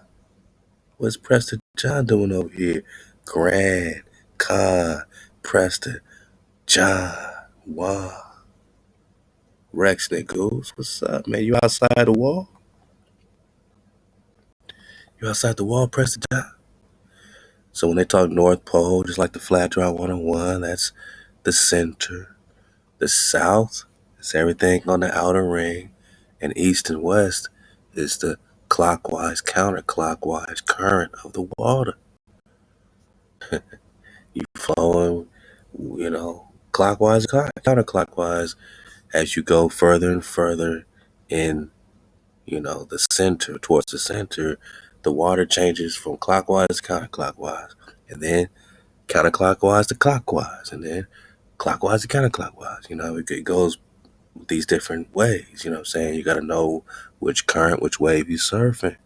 East or west is counterclockwise and clockwise. South is everything out from the north. This whole ring on the outside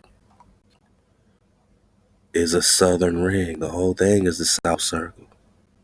And north, which just means left or below, right, is right there in the middle. Or the Meso, like Mesopotamia between two great rivers.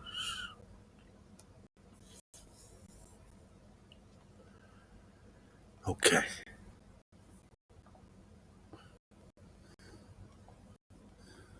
That's America. So on the American side, remember this is the same exact map configuration orientation that's on the UN flag.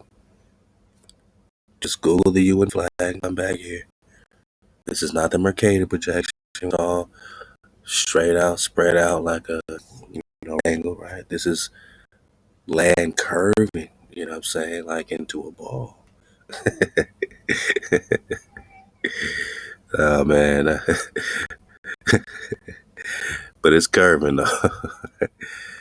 But it's curving as a more of a circumference. You know what I'm saying? It's like a spiral, more of a spiral. But it's hard to imagine land curving into a ball, right? I mean, it's kind of funny.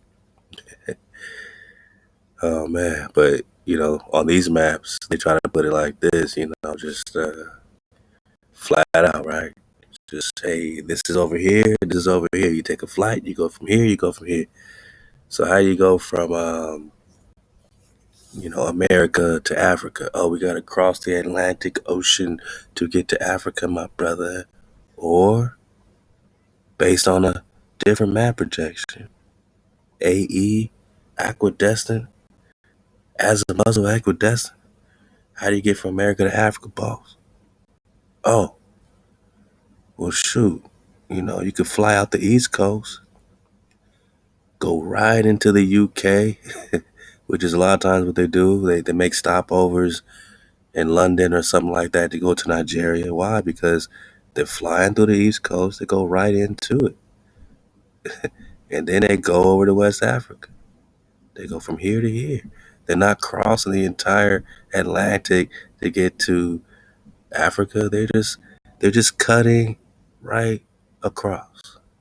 But you have to be oriented. And where's Antioch, man? That connects the two Asias, man. Uh-oh.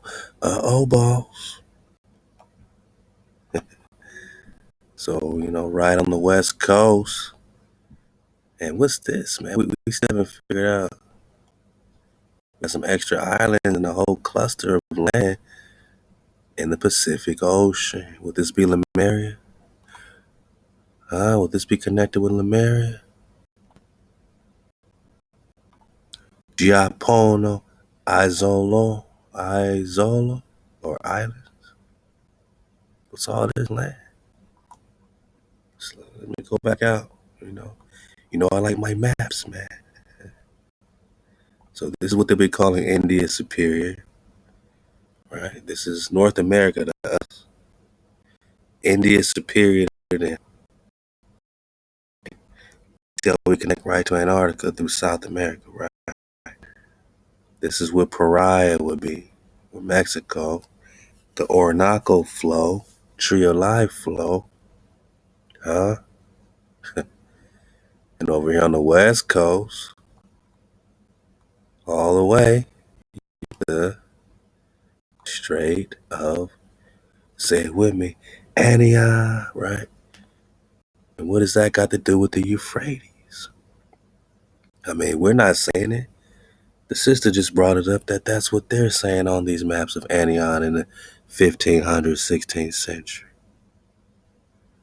And what's up with these creatures with wings? And of course, we got Quivera Provincia, or kingdom. The kingdom of Quivera is the Kiever, which is the Heber, because they spell Kieber Kheeber, or Kheever. Kiever, you drop the K, it's a Heber. Managa, they putting the K's on there because they're coming with this Russian pronunciation. You know what I'm saying? But the Kieber is the Heber, is the Eber, land of Eber. You got the Garden of Eden. You got the land of Eber, Eberu. You got the kingdom of Antioch. And what happens? You see, this Antioch connects you to this other Asia. And even over here, you got Anaya, right?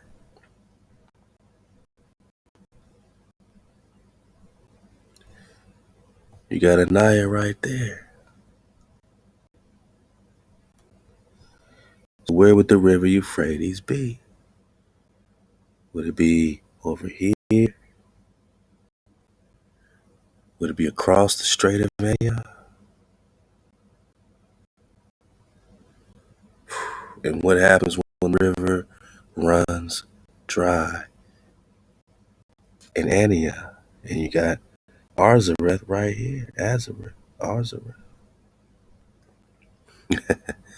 We're just talking. We're just talking the world, North America, and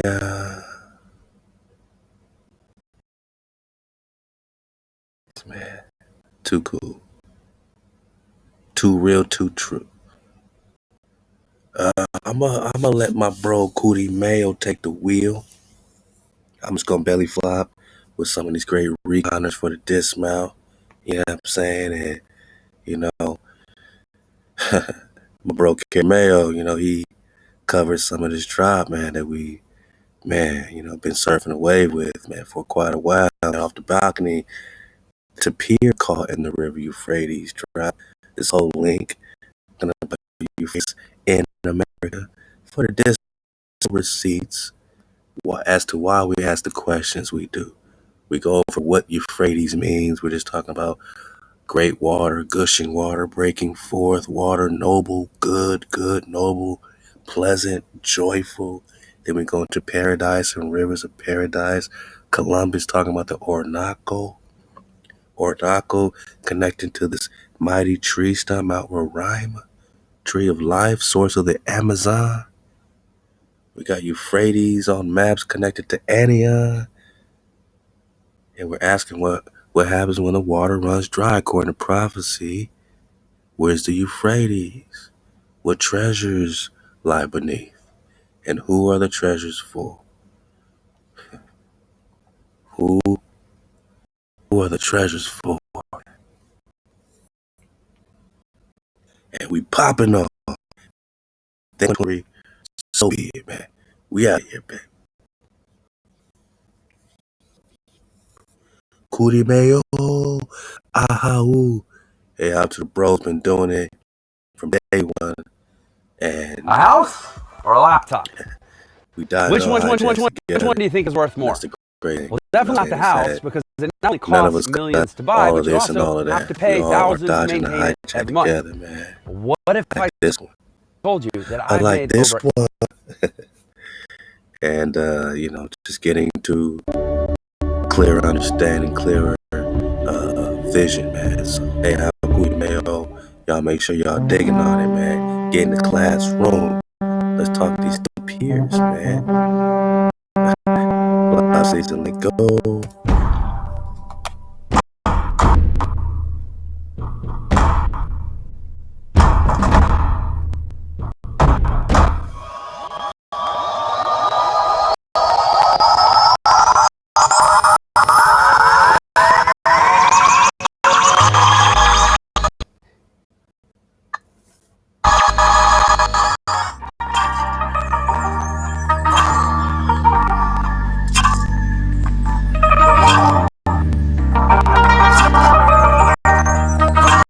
Euphrates.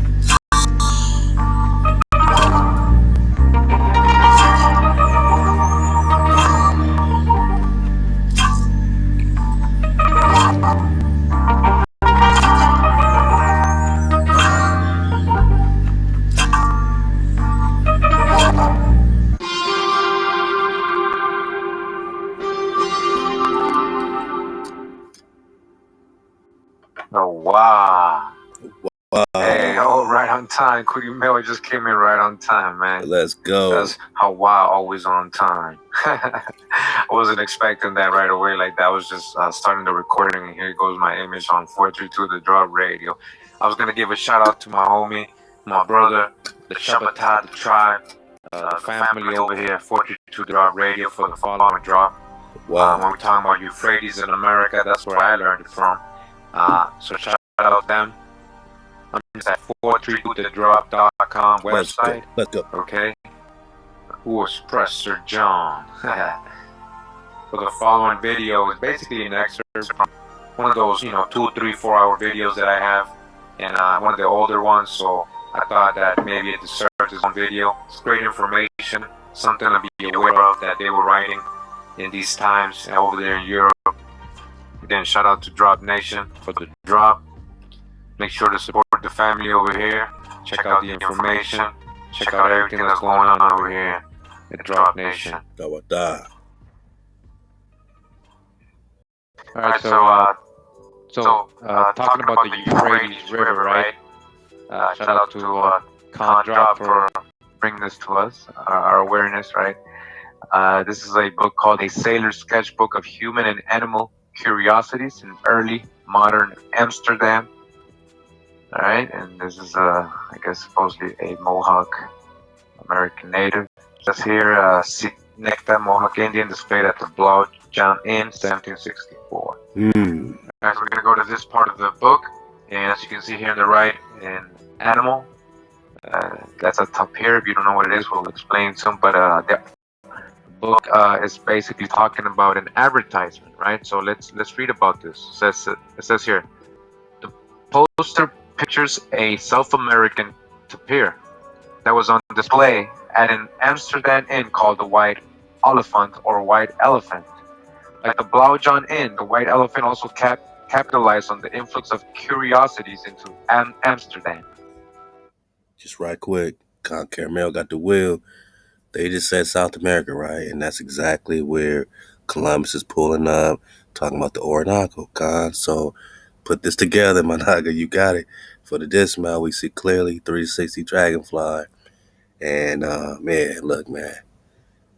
Con Mayo's been pushing, the drive, pushing the flow, keeping the water flowing, and just, continuing to build. And his recon is exceptional, man. So get in the class from Cootie Mayo, man. Look, man, they in South America, man, where Columbus is talking about Garden of Eden, and here we are with these beautiful tapirs, and they're using them as advertisements to get hijacks over here to take your land, man.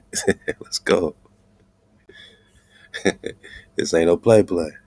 Animals probably were purchased at the docks of the East India Company or from sailors returning from overseas, who might bring back a monkey or tropical bird, knowing that they could be sold to the inn's proprietors. These inns were not just public curiosity cabinets.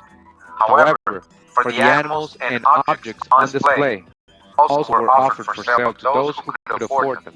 Thus, the inn's curious sights were not only exhibited for a fee, but were also rare and expensive commodities sold to wealthy collectors throughout Europe. The resultant mingling of social groups and practices was exceptional. The advertising poster that Milton preserved in his scrapbook probably was posted by the door of White Elephant Inn and other sites around the city, where it enticed viewers to come and see. The striking black and white woodcut of the unusual-looking tapir attracts the eye so that even those who were not fluent readers might stop. Alright, so they're talking about this advertisement right here, right? Alright. Look and even go in. The text follows with a broad invitation. Alright, so this is what the advertisement says, okay? This is what it says. To all gentlemen, ladies, burghers, merchants, and furthermore to all lovers of animals, to come and see this rarity, which many writers say does not exist anywhere in the world. It had been captured in great difficulty and cost in the river Euphrates in America.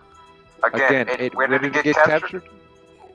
Say it with me for the dismount. Body bag for the illusion. Come on, Concootie Mayo. Take the wheel. In the river Euphrates in America. You see what they're saying right here? The river Euphrates in America. This is probably an error, he says. The Euphrates River is far from America, but geographical accuracy clearly is not the issue here. So they're like, no, but they can't be talking about Euphrates River, right? Well, we'll see, right? The work of the posters is to conjure up an exotic locale for a beast that had not been seen by anyone in this country ever, attracting people to pay a small charge for a glimpse of this uncommon sight. Such a description fires the viewer's imagination.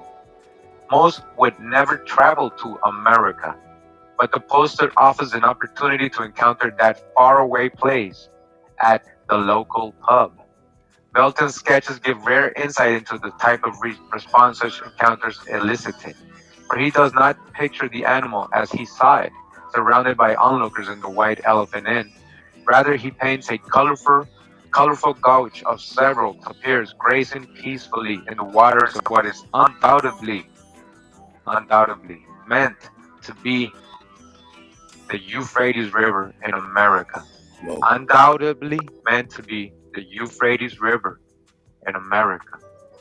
Alright, the river and its banks are suggested with vague washes of blue and green. So I just want to show you something real quick. So in Costa Rica, we have Rio Celeste, and it's from the minerals in the water, combination of certain minerals, give it this color.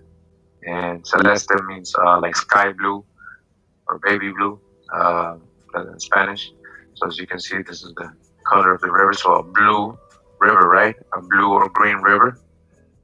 All right.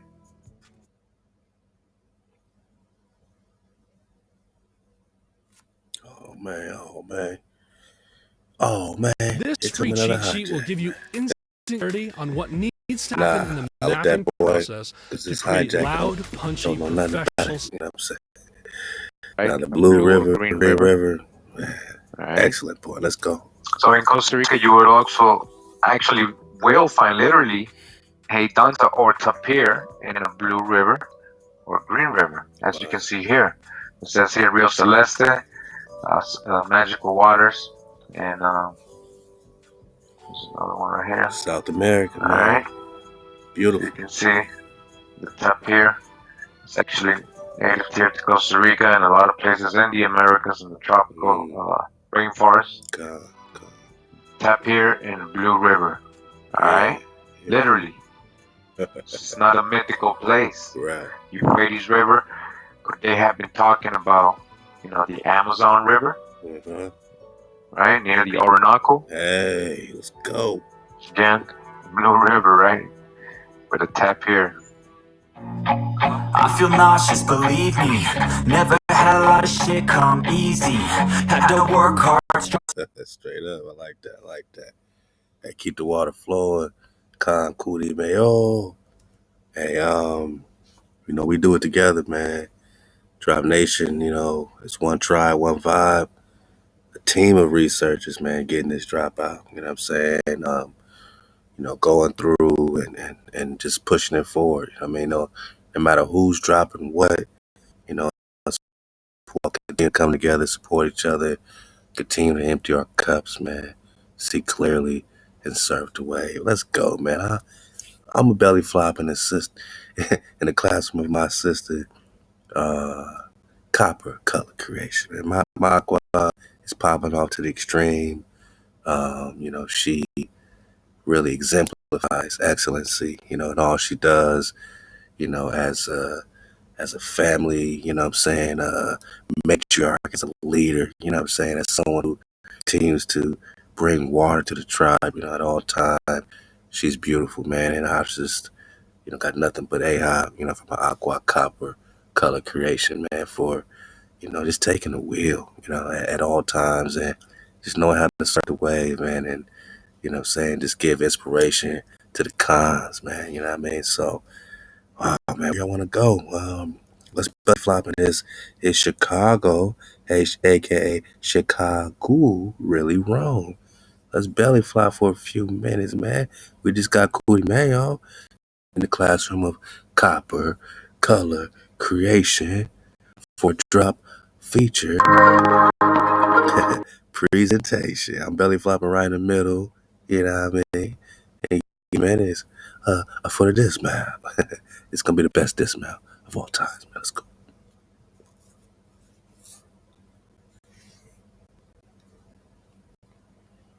All right. We got it. We got it.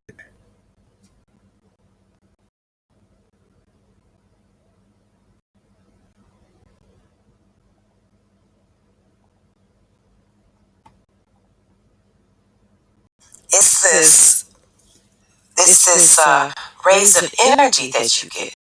And I'm serious. It's like ever since I was a child, even when my mother used to, back and forth to the city, soon as we enter that loop, it just seems like, I want to say, the ley line that starts, let me think here, family, because I actually know. Right when you get, there's a ley line, family. Right when you pass that ley line and you go and you see O'Hare, that's when your energy changes. And I mean, it changes for the good, family. The energy in Chicago is amazing. I will no longer call Chicago, family. It will be Chicago. what our ancestors called before they got slaughtered. All right, let's talk about the first Europeans to see Chicago in 1673. They claim, okay, let's talk about what they claim, what it was, because what I'm finding out is, for, many know that we went through, in the 1800s, we went through a reconstruction period, family, where they tore buildings down, blew them up, bombed them, and reconstructed them to fit their narrative. So, yeah, things have been. That's why we have to be on this deep sea diving of a research, family. It takes all of this. All right, let's go. Jacques Marquette, Jesuit missionary, mid-30s, he hoped to convert the natives to Christianity. Bam. There you go. So he came over here, and his job was to convert our ancestors to Christianity. For our Hebrew Christians and Christians out there that are listening, family, these people had a mission. They came and they did exactly what they were prophesized to do, excuse me. Hijack City. But, it's okay, because once we find out who we are and where we come from, then we know who our enemies are, okay? And how we are going to fight our enemies is with this knowledge and wisdom. We don't need a gun. We don't need a sword. With this knowledge and wisdom, it's very lethal, family. And it's causing a lot of problems. So beware. All right, the other one that came over was Louis Joliet. Wow. So that would explain where Joliet and Marquette came from. For those that live in the city, y'all dig on this. This is deep, and it gets really, really deep. Okay. He was a French explorer, under 30 years old. He wanted to map the unknown interior of America and claim new land for France. Okay. So they each had an agenda, and they came together like they do on their agenda. All right. So we see that what was going on there. Let's go another insert. Also, it says at Chicago waterways east run east, and waterways west run west, which allows for easier travel to Atlantic Ocean east and Mississippi River and Gulf of Mexico, which is west. And family, what I believe is that they have manipulated that flow. I mean, I'm still digging on this, but from what I understand is they have manipulated the flow of that, and the Father will reverse everything that was manipulated. Trust. These were for trade routes. They had missionaries, just straight mission and missionaries. And this is not just in Arizona. This is all over the world. And so I'm just happy I can jump out of timelines, and this is home. This hits home right here for me. So I'm digging a little deeper on this. Chicago, and another insert I found very interesting. It says the Native Americans in the area, they came from Siberia across the Bering Strait, or Antioch, that's what we call it now. We're just talking Antioch. through Alaska, Canada, and then south.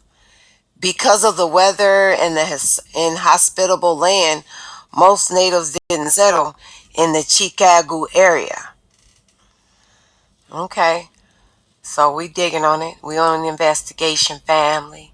I'm on it. And when I say, is Chicago really wrong? All right, let's go. Here, 1833. Look like a American Indian map showing you the flow, how to flow. See, because our rivers and lakes flow naturally. Everything was natural for our harvesting and our crops and our vegetation and our corn. We had things on a natural flow. And, this map is not as clear as I want, but I have a clearer map. A lot of these maps, family, I am getting blew up as we speak. And I have, shout out to Caesar Graphics, a dear friend of mine who is blowing up all my maps. And what is Caesar doing, family? He is not framing them. I forgot the name of it, family. He's framing them in this. I'm gonna figure out what he's doing, but he's reserving them. Not laminating. He's laminating my maps. Sorry, family. I don't know how I forgot that. So I'm getting them all laminated so I can hang on the wall and I can really look at them because I got some real ancient maps that I'm really curious about. This map of Chicago is from 1833. And if you can see the flow of how the rivers, I believe that they had an agenda, which we all know. I have another map. Damn. I want to pull up this one. I have the full map of this one, family. But I just did a web capture. I wanted you guys to see how we have the Miami's. I gotta, and it looks like that's why when you look at Miami, we have a Miami here in Arizona, and it's amazing. Family, boots will be on the ground there. I mean, it's just so much to cover. We have a Miami in Illinois. We have a Miami everywhere. So, family, when y'all doing your research, connect those dots, please. Please connect those dots. When I say America is the old world, they didn't do. I just want to say they're not as bright as we think that. We give these people too much credit. Facts. That's all I'm gonna say. Too much credit. All right. Here's Chicago. And this is. Hey man, love to my sister Copper Color Creation. Hey, we doing some great belly flow, man. I've been digging on my sister Shamar, man. Hey, hot to the Aqua Shamar popping up. You know what I'm saying? The Aquas is popping off, man. That's all I can say. And I appreciate all the work the sister's doing for Naga Hill, for the tribe, for the vibe, you know what I'm saying? To keep the water flowing. Hey, we do it for HaWah, you know what I mean? At the beginning of the day, at the top of the soul, we do it for HaWah. Just a quick message from my Aqua Shamar. Gotta get the Aqua's voice in the flow. And Aqua, I appreciate you and all you rocking with and all you doing. And keep the water flowing. It's funny because you see stuff when you're not looking for it. And this quilt that my son has is it's actually one of his favorite quilts to sleep under. It's really cute because it's got flannel on the other side. But anyway, I digress. I was looking at the quilt and I'm like, wow, man, it actually says Hawaii on it. And I appreciate that, the Most High's name is in this place here. Clearly you see it. But the funniest thing is that I never noticed this part. Right? It's like, my handwriting is atrocious, but stay with me, y'all. Aqua Papito. Right? Aqua Papito. Right? This is what we call him. HaWah. Wow. HaWah. Right? be Hawaii, right? Now, here's the thing that I thought was funny about I see. Hawaii, right? I see. That's a place, Uh-huh. right? And you can see it's like that over there. Yeah. This is the framer, shaper. Is this the bridge that connects us? Ooh, okay. HaWah. I'm just saying, y'all. Yeah. You see what I'm saying? You see what we said? That's just a quick message, but that's, one of the realest messages you're going to get. That Hawaii with a double I, where is that coming from? There's a bridge that connect that frame and the shaper. But the HaWah, I gotta let you know. Cause the HaWah popping off. Hey, shout out to the bro, UBTV just dropped another installment, man. Of, which one, man? You got a couple series popping off. I know you got a preview of something, man. You got something that just dropped. All right, you got the Boulay episode 11. Go get all the Boulays, surf the wave, man. Do the recon with the con, UB. He has this America is Egypt preview. Let's just get a little bit of this preview. Go surf the wave at UBTV. And, hey, hop to the Ock, man, because the recon is exemplary, my nigga. A Lego. Well, history along the banks of the Nile has seemingly been preserved for over 4,000 years. The history along the banks of the Mississippi has literally been destroyed, flooded, and suppressed for at least the last 400 years. So one could ask, why the change in philosophy? The same French who were credited with preserving ancient Egypt were destroying the monuments of the Mississippi Valley at the same damn time. We in Egypt, we in America at the same damn time. We in Egypt, we in America at the same damn time. Like Ramses III, he was selling that white. Let go. Sorry. Promise to stay focused from here on. Starting now.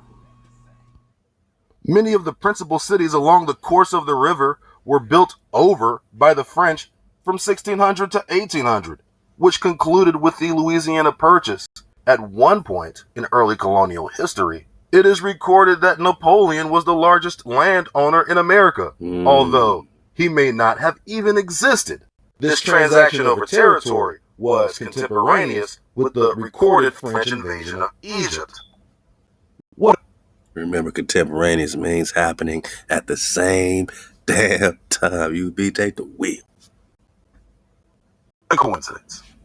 To add a little more spice to the spring, there are even a handful of cities along the Mississippi named after Egyptian cities, like Thebes, Illinois, Karnak, Illinois, Cairo, pronounced by the locals Cairo, Illinois, all located in southern Illinois, also known as Little Egypt.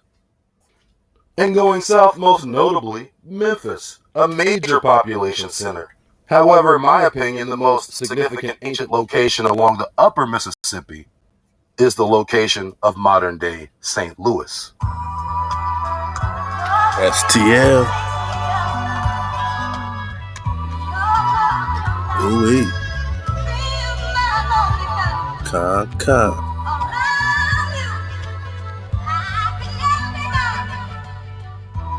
We in the ether.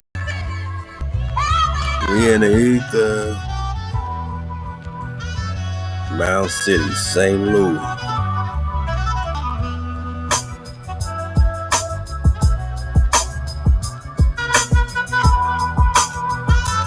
Look at that. St. Louis.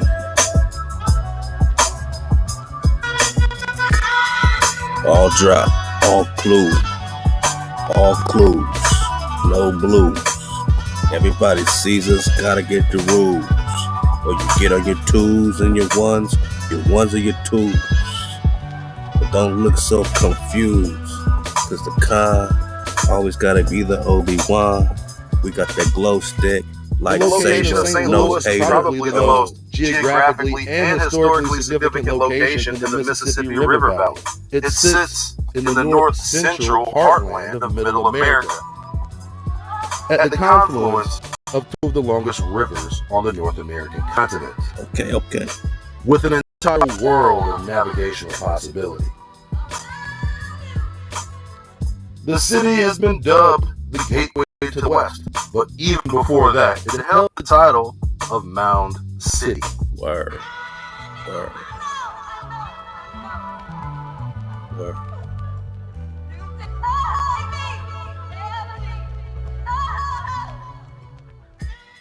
It is impossible to truly know what this area looked like prior to colonial invasion, but one significant fact that must not be overlooked is the enormous population of this area, which was reportedly larger than London, Rome, or Alexandria, Egypt. Romani.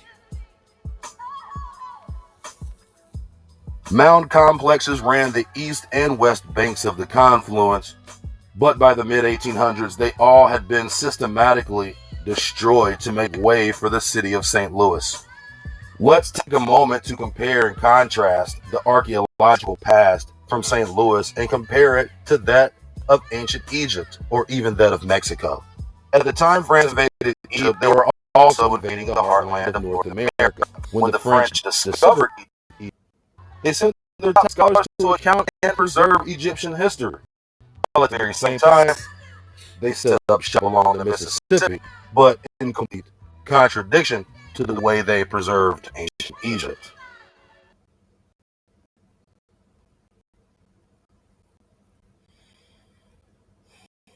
Dodging all hijacks, man. They preserved ancient It's an art Egypt. form to dodge these hijacks. They literally destroyed, built over, and suppressed any history concerning the civilization living in the area they had just conquered, while promoting the intellectual material of people on the other side of the world with the exact same oppositional disposition.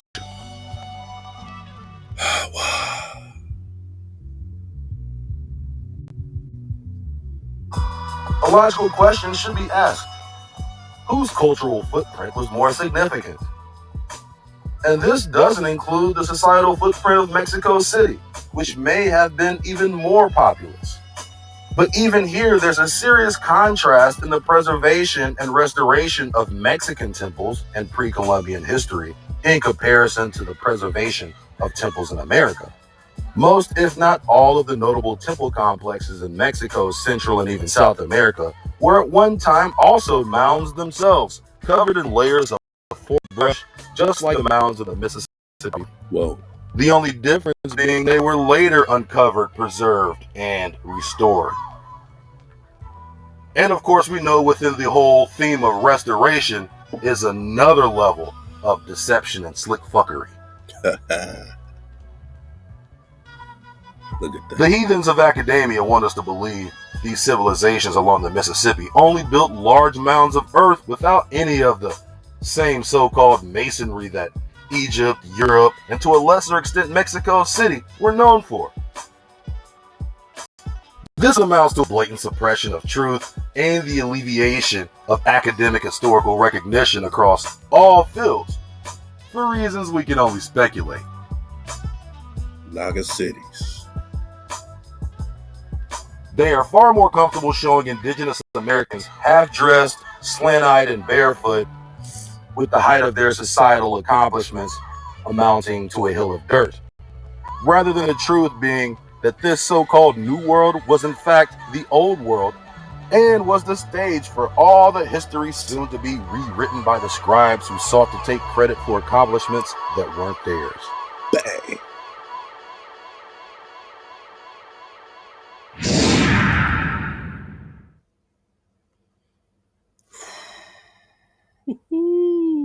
My naga. America is Egypt. Get the preview, get the flow. You know what I'm saying? Get the drive, get the early premiere. You know what I'm saying? Support the con. You know what I mean? Just keep popping off with the bro. Surfing the wave, man. You know, You're looking at it. You know, if the Native American can't tell you who built the mounds, they sure can't tell you who built the pyramid. Who built these pyramids that are, you know, greater in stature and older, and even they're dating, you know what I'm saying? Because these lands popped out the primordial waters first. And that's been documented. So what it comes down to is perspective and, you know, what wave you want to surf, man. But when you go against the grain, you reverse the curse, you know what I'm saying? HaWah TV, my bro. Hey, what's natural cooking up, man? I got some natural coming up, some Templar, some 9 Spiral, a let go. Natural by law. You see me, man? I'm surfing away with you. Because you surfing away with me. What's natural cooking up? See, the cons keep cooking because you never know who's going to feast. You never know who's going to be here to feast. Look at my bro Natural popping off, man. Oh, he continued the Canaanite series, Clones of Antiquity, Legends of the Americas. Gotta get it. He just dropped 2 weeks ago, The Black Body Ether, Legends of the Abyss, The Last Dragon. And before that, The Chosen Melanos, Vibrations of the Valar, Legends of the She. He got the, man, that bro got drop on drop on drop. Let's get to the last drop and belly flop. My naga. My negu. Lego. I like where the arrow's at. We're going to belly. I'm going to get the intro. It's not thriving. I'm going to get the intro, man, because he's over there like Cootie Mayo surfing the wave, man. Hey, HaWah. Peace to the tribe. Let's go, bro. Peace to the tribe. I hope you're stopping by to get the drop. I hope you're stopping by to get dropped. That is from the Ether Squad right here at 432thedrop.com. Let go. You know what I'm saying? Joy World. I hope you're surfing away with us in the ether, man. Shalom to the tribes. Peace to the indigenous, aborigines, originals, Niji Nagas. You know what I'm saying? Hey, to everyone surfing the wave. We was on that IG Live a little bit earlier today, and, you know, I decided to keep it in rare form. I'm feeling that rare form still. I'm straight from the rarefied air. You know what I'm saying? I hope you know what that is. We speaking that noble gas. Purified, rarefied gas. That is the ether. You know, we can never dig on this ether without mentioning the bro 5 eyes Ma. You know what I'm saying? Peace to the real ones. We're just, you know, surfing the wave right about now. Catching the feels, seeing what the deal is. You know, I hope it's all the way up for you. I hope all the way up. Shout out to peace to all the real ones. I hope it's all the way up. You know what I'm saying? Hey, for all the support, gratitude, for all your interactions, for everyone sending emails, we're going to get back to them. We just picking up the flow. We had to come back and build. My young Ak is still telling me to pop off. My young Ak is still telling me to pop off, man. So, you know, we're going to crank up the ether bus. We just letting it build for the real ones right about now. Come on in and get cozy. Let go. Come on in and get cozy. When we're talking Ether Squad, I hope you know it's only Tribal Mafia. You know what I'm saying? This is for those who know. Can't really reference nothing to those who don't. One thing I can tell you is to, you know, if you belly flopping, you belly flopping. Hey, how to that? Yeah, we belly flopping. Rather have you here than not here at all. That's right. But if you got the chance, you know, I would suggest you get all the drops from the very drip. That's right. That is the beginning. From the tip top. You know what I'm saying? Go ahead and get that from the tip top. You can always stop right here at 432thedrop.com. You know what I'm saying? Let's go, to get exactly what it is that you need. And if you need anything in particular, you can go ahead and just, you know what I'm saying, shoot that email. Music at 432thedrop.com. Let's go, man. Let's go to the con. I want to say HaWah in advance for all your support. That's right. You know what I'm saying? And to all the donations that has been kicked up. Wow. You know what I'm saying?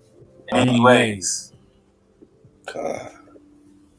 With that said, we're going to go ahead and, begin to get into this build. Now, we're going to belly fly, man. We belly fly. Let's go. Of an apex predator or result of evolutionary survival of the fittest. And that's why that slogan is always mentioned, right? Because their genetics had to survive against nature, that which is natural. Remember, Shabbatai, to survive, to be in survival mode is not thriving. When you think of thriving, you think of invigoration. When you think of invigoration, you think of trees, foliage, plants, trees, grass. The greenery of the earth has to thrive in order for it to grow and sustain itself. Oh, wow. And maintain livelihood, not survive. To survive is hijack. Alright? Considering all of the mentioned attributes and the cheetah's title of the fastest land animal on Earth, it's possible the cheetah was part of a genetic engineering program conducted in antiquity. Alright? In antiquity. And what have we been digging on? Again, I was telling you to pay attention to that 100,000 year mark, okay? Slowly the cheetahs started to drive away from their homeland. Why is that? I mean, technically, this is, and we're speaking on the legends of America. But we're going to see what else we got. Alright? It says cheetahs are susceptible to disease. Only cats get. Alright? Cheetahs are susceptible to diseases only cats get. Cats. Whoa. Your typical house cat, cheetahs are susceptible to those diseases. Cheetahs are susceptible to diseases only dogs get. This is getting weird. We're talking about dogs with cheetahs. Whoa. This is getting weird. Getting freaky sauce, man. All cheetahs are genetically identical. We're talking about clones. Whoa. We're talking about clones. Now you see why I was telling you to pay attention to what the bro's dropping. Okay? And this is the same thing when we talk about mankind versus man. Whoa. I know it can be a scratchy subject. A little bit itchy. You know what I'm saying? But it's science. It's just It says the black/brown fur spots of a cheetah are dog hair. Do you hear this? The black/brown fur spots of a cheetah are dog hair. The yellow fur coat is cat hair. What? Cheetahs have the head of a cat, but the body of a dog. What? Talk on them. Yeah, What? Turn that vibe. Turn that music up. What's going on?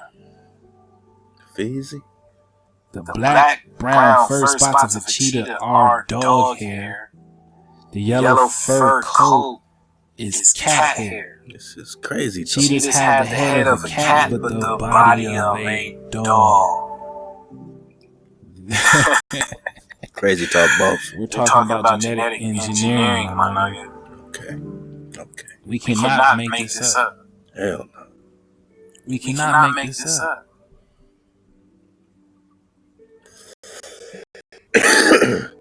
Cheetahs have dog paws. Dog paw. Cheetah paw. Although cheetahs are members of the cat family, they have dog-like, non-retractable claws. This limits cheetahs' tree climbing abilities but gives them a speed advantage when charging. Typically, a cheetah will start a charge around 60 meters to 100 meters from an antelope, and within seconds will be racing at full tilt. Alright. This is in comparison to an antelope. This is how fast it runs against an antelope. Is it coincidence that their paws most resemble that of the fastest dog? Originally bred to be hunting dogs, greyhounds are widely accepted to be the fastest dog breed. For decades, greyhounds have been used in dog racing. A highly energetic breed, it comes as no surprise that their legs can carry them as fast as 45 miles per hour. Damn. They up, man. They way up, man. I mean, this is amazing. Facts. Right? Because I'm always telling y'all about these dogs. And y'all think I should be acting, I'm thinking this is just Cappadocia, don't you? No cap. On a number 2 pence. But you not knowing how much we dodged the hijack. And this genetic engineering and this cloning shit is as real as it gets. Because there is a residue, a leftover from such temperance. I mean, you see it, the genetic trace, the traces are right in front of your eyes, man, right in your face bone, man. I never knew these genetic similarities, man, between the cheetah and the dog and the cheetah and the cat. You know what I'm saying? But it definitely seems to be some splicing and dicing. They might not be natural by law. Hey, up to the con. Man, natural, man. Keep the water flowing. And this is an exemplary, brother. I like that word today. Exemplary. He's an example, man, of how to keep the water flowing, man. And life happens, real things happen, man. But real Nagas never die. Real Nagas keep the water flowing. You know what I'm saying? And we might gain vibration. We might be missing some vibration. But the nation's going to, be there to get that water. You know what I'm saying? And a con's going to be a con. A con is going to be a con, man. Natural by Law, go get in the classroom of the bread. And you can search Natural by Law on IG and YouTube. And surf the wave on the Patreon as well, man. Natural by Law, the Wada. Hey, what's the Templar up to, man? I know y'all been waiting. I know y'all came here for this. With the bro Irvin Reed yapping on, man. He ain't capping. He might be yapping, but he ain't capping. He might be out camping, but he ain't capping. But he might be yapping. So it's all happening. Irvin Reed, yeah, man, he's popping off. With the metallic dragons, yeah, we gotta get back in the metals, man. The metallic dragons, get on that dragon drop with Irvin Reed, man. The Prester drop as well.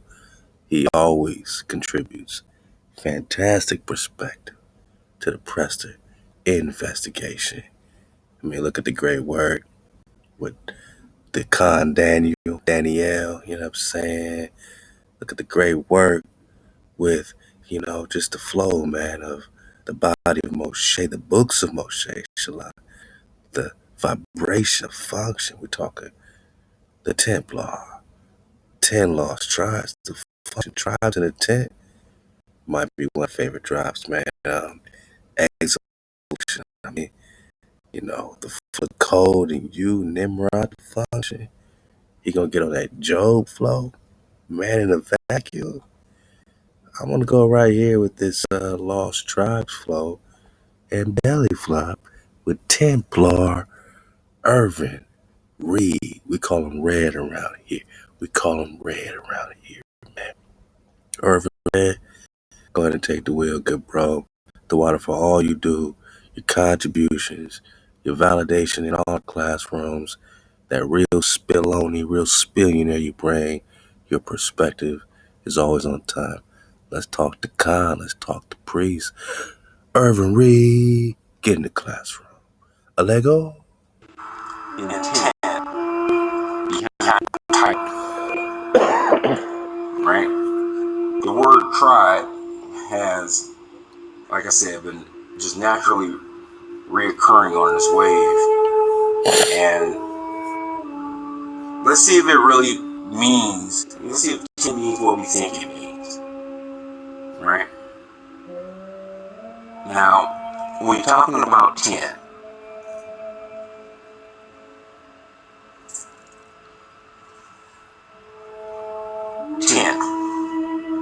right? Twice 5, 9, and 1, right? Twice 5, 9, and 1. It's a kind of proverbial number, right? 10 times the gift is taxed. This means, the meaning in this use is a great deal more, indefinitely. So you have, let's make sure we understand, right? It's a kind of proverbial number. So we're only talking proverb, right? Now, again, no ish. So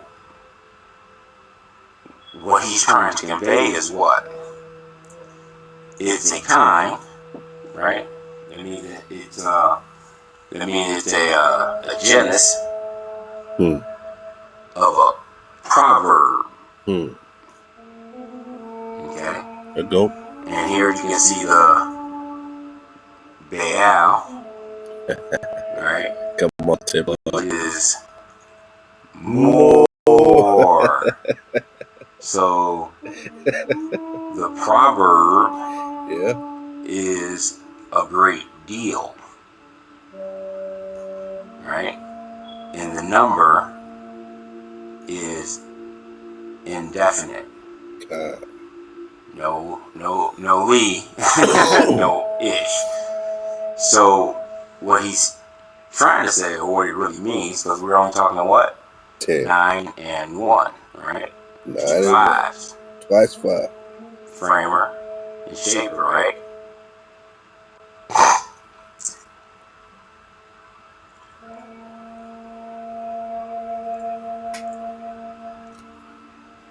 It is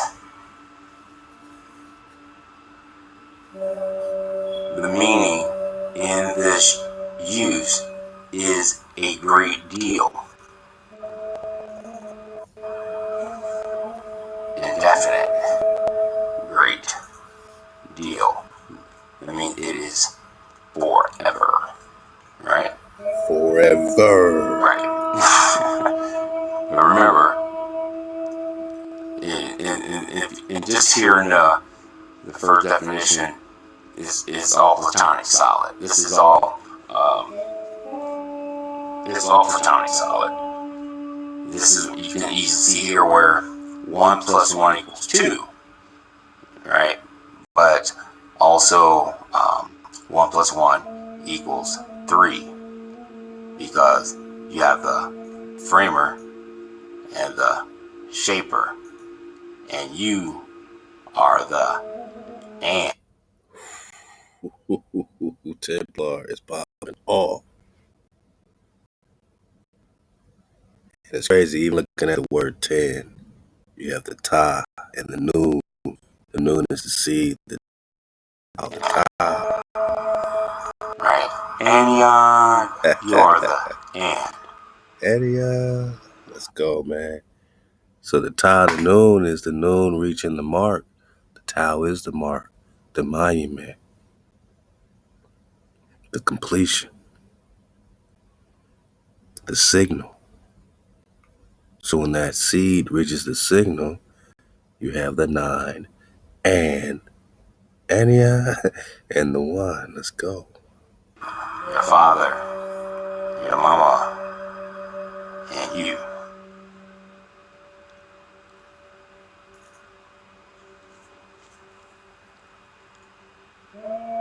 Drop Nation, Ether, Squidder. 10.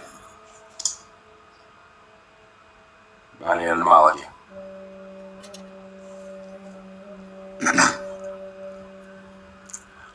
One more than 9. Twice 5, the number which is 1 more than 9. Right? 1 more than 9. You can go with that a lot of different ways, right? So we're only talking more. Alright. A symbol representing this number. A symbol representing this number. Old English 10, working at 10, right?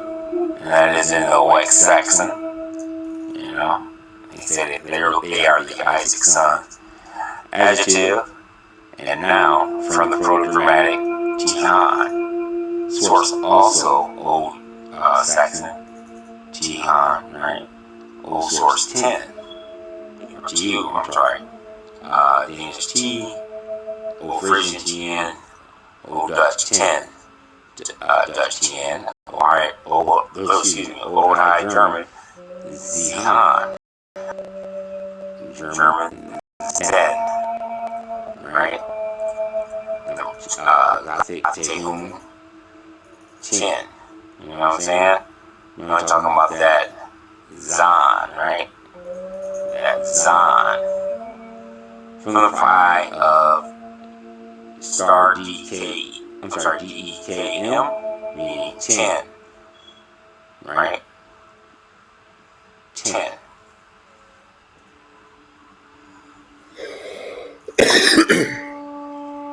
Now, real quick,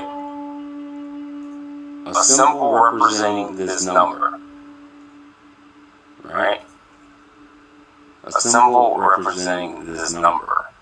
What are we talking about? Let's open up a new tab. What is a symbol representing this number?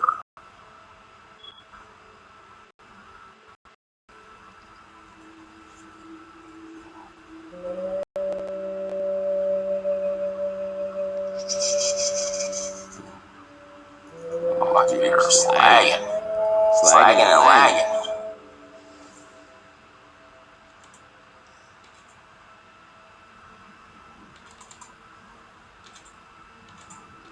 Symbol.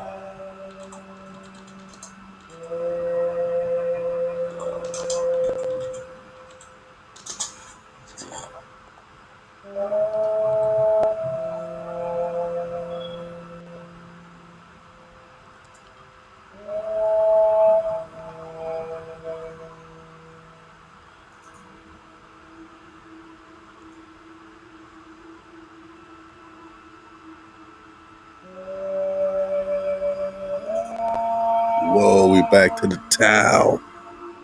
We back to the Tau. Boom. Ping, pow. Pow. Let's go. Let's go. Right. Templar. Content blog. Can't make this up. We can't make this stuff up. What's the symbol of 10? Alright. Alright. Woo. The symbol of 10. Let's go back. So the symbol of 10, right, is mark, the sign, the tile. The symbol of 10, right? Okay. Alright. Because we're talking 10 lost tribes. Alright.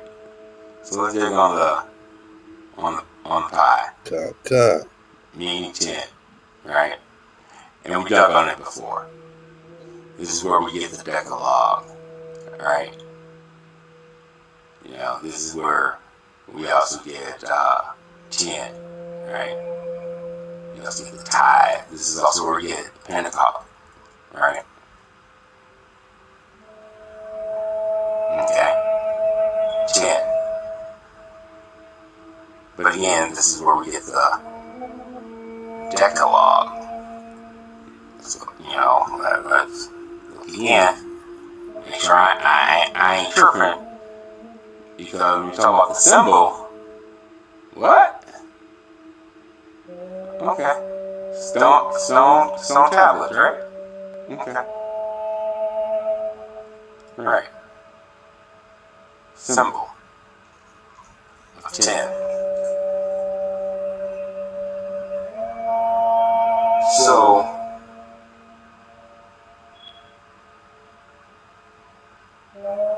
symbol representing the 10 is the mark, the sign, or the tile.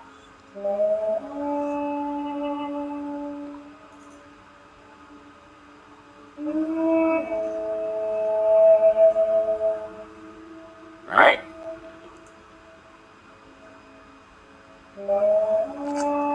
Right. Right. But we're talking 10 lost tribes. Now, let this kind of make your noodle. Behind the title, 10 lost tribes, is intent. Now, we don't see it, but somehow we still perceive it, right? It's like the gold mean or gold ratio. It's there, but it's not there. Right? So when it comes to quote unquote intent, right? And 432, right? Let's go. We dig on it. This usually means, you know, collapsing a wave pattern. We observe. Right. We observing. But this time around, we actually want to collapse it by not collapsing it, right? Because we're only talking about what's 10 again? We're not talking about the 9 and the 1, right? The everything and the no thing, the singularity and the vacuum. So, what's intent?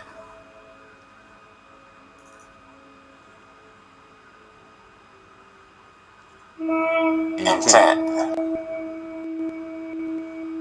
Alright.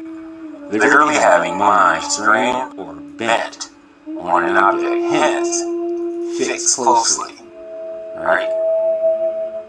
Sedulously applied, eager in pursuit of an object. Anxiously diligent. Formerly with, to, but now with, on, as intent on. business, or pleasure, intent on the acquisition of science. Be intent and solicitous, right, to take up the meaning of the speaker. Intent, literally, the stretching of the mind towards an object. Now remember, when we're talking about an ancient love song, we're talking about a story, we're talking about a narrative, right? There's the subject, and then there's the object. And this is saying that your intent stretches your mind towards what the object, hence what? A design, a purpose, intention, meaning drift, aim, applied to persons or things, right? The principal intent of Scripture is to deliver the laws of duties supernatural. The natural, right? The naturalist. Because as we dig on it, supernatural is really just natural by law. Shout out to Khan.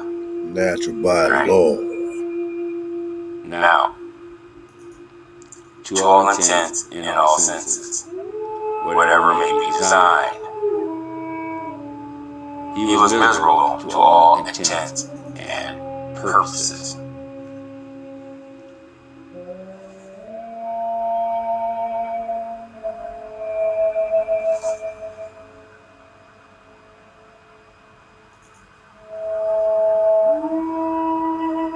Intent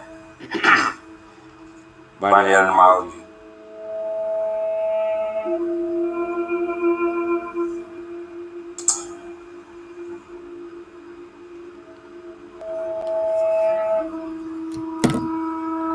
Etymologies. Hey, shout out to the Templar. You see, well, we got so much validation, so much communication. You know what I'm saying? As a Tribe Nation is spreading that drop, man. We've been doing it for quite a while. You know, we've become, very efficient at connecting our consciousness with the cons. You know what I'm saying? You've been surfing the wave. This is the home of Drop Nation. This is the Ether Squad. This is Tribal Mafia. We pop off with TribeUPmuzik, man. I mean, need we say more, man?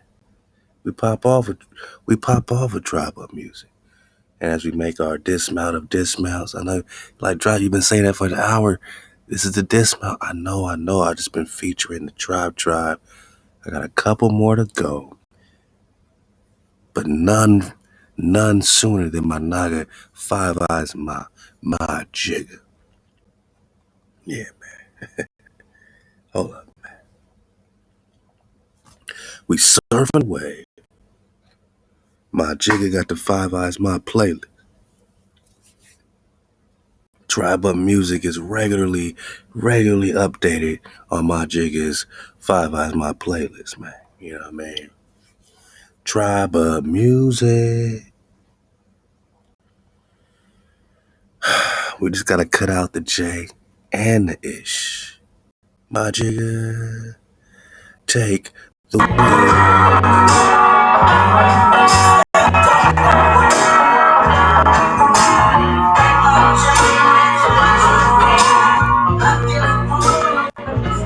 We need some vibration, man. You know, this is sometimes super heavy, right, man? Pop off, Con. Let's go. TribeUPmuzik. Hurry up, chop chop. Beat to my soul, man, you rock. Twirl melody, man, my root. Wisdom is key, man, you caught light. Top notch, tip top. Fire my eye, man, pop. Water my flow, let me drip drop. Eat around me, help me cause light. Watch out, high jump. Got your high jab, make me hip hop. Got my ancestors in my teardrop. Got me surfing away with no flip flop. Tryna cool me down, but I'm too hot. I'm melanated down to my two sides. Tip top, stopwatch. My purpose in me, never giving up. Unbreakable glass, you a paper cup. HaWah get really like a paper cut. Weak C, why they over there acting tough? Cabin Pass kid, already had enough. Tide Pass kid, never knew enough.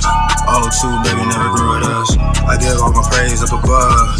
Tired of this nigga, so me get some love. HaWah die like HaWah, Abawa, Amagwa. Agua, Aki, Yapa, Shamahin, Wakakun, know what I mean? Come, Shalom, on the rise, Davis King. Hurry up, chop, beat to my soul, man, you rock. To our melody, man, my ride. Wisdom is key, man, you pop like. Top notch, TikTok, follow my eye, man, you pop. Right on my floor, let me just drop. Get around me, help me cop like. Hurry up, chop. To the high jack where I live. Just trying to steal what you give. Just trying to take away the idea. Took my name in my house. Put me in the trap now. Kill my people on fear. That's not the police, that's a pig. Hurry up, chop. Hurry up, chop.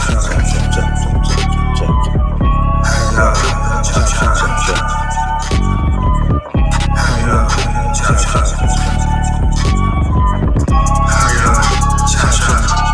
My soul, you right. To our melody, my ride. Wisdom is key, you pop like.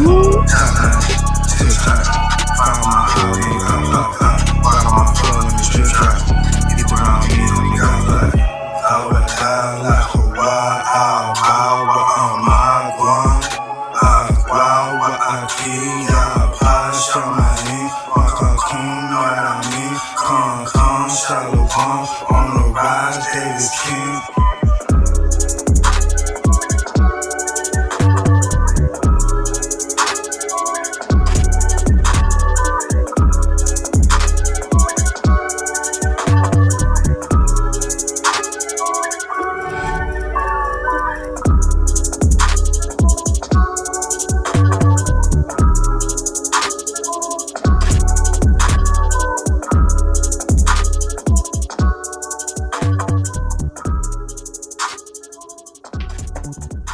Yeah, boss, I guess it's just some parachuters with lights on their boots. I guess it's the Golden Troopers. Yeah, we see it all the time, boss. It's just some parachuters with flares. It's just drones. It's just the Autobots. You know, I get these same revolving comments, you know. I dropped this on the IG. IG going crazy right now, man. Hey, out to all my knockers supporting the IG. And it's like as soon as a video, let's say, gets over 200,000 views or plays, you know, they start sending their they start sending their Autobots, you know, saying the same thing. Parachuters. We talking stars with a tail. We talking dragons in the ether. Hey, Dizzle Fitty, J-Law, dropped this on a noggin and said, I need my noggins on it. And this is what we came up with. In the ether, my noggin. Tribal Mafia. TribeUPmuzik.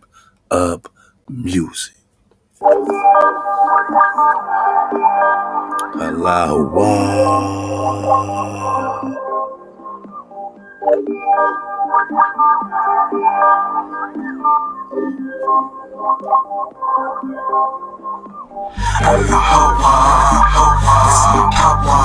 HaWah. I'm get off now, you should watch. It's not above. And I eat the love. Hold on. It's my power.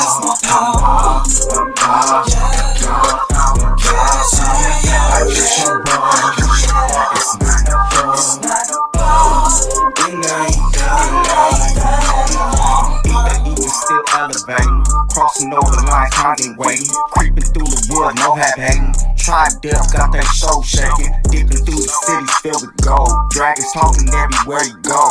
power poppin', never stop the flow. Jet out with the staff and it bow. Eat the walk and drippin' 9 above. Pussy quoted like the son of none. Natural cell, we already won. Hijack slaying till the kingdom come. Fire breathing, dragon singing clearly. Nagas on the way, floating freely. Going all in till me freely. Need someone to go, tell them send me.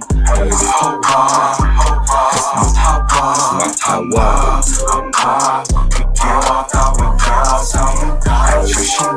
Joshua, it's 9 above. And I ain't got it like Halal, HaWah.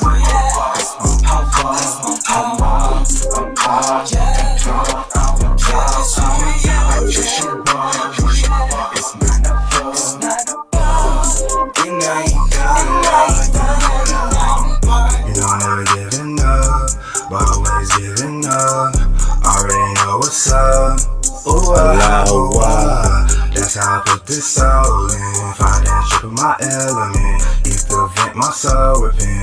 Ooh, HaWah. I hope you hear me. Make it 50 feet.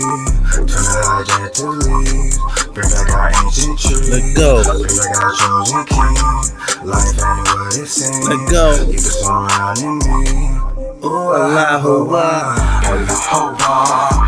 That's my power. Give off all we girls on you.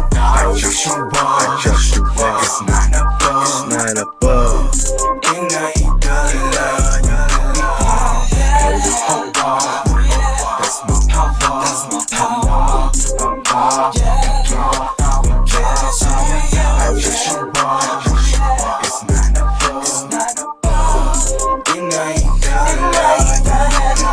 Picture this a tribal, not a nation. It is never mind a demonstration. Jewish, never mind a buck break. Hang a hijack, call it upbreak. Savage life for niggas in the hood. Lavish life for niggas eating good. Belly fat eating his own tail. Tell me this ain't some kind of hell. Can't bail me out of this kind of jail. We keep the code to break their funky spell. The plug is leaking, what's that funky smell? The truth is leaking like a kissing tail. The con is speaking, then we came back for one big tribe is teaching. Only come back to 1 pound vibe is reaching. Every nigga that's real reek, OGs from the house to the field need. Halal, HaWah.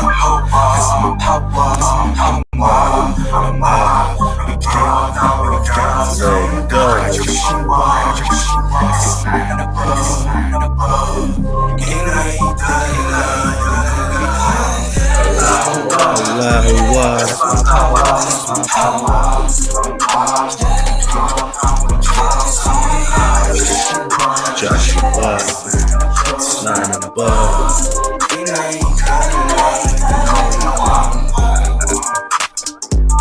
Tribal Mafia. I just try to sharpen up your brain, talking static, never catch a yeah, man.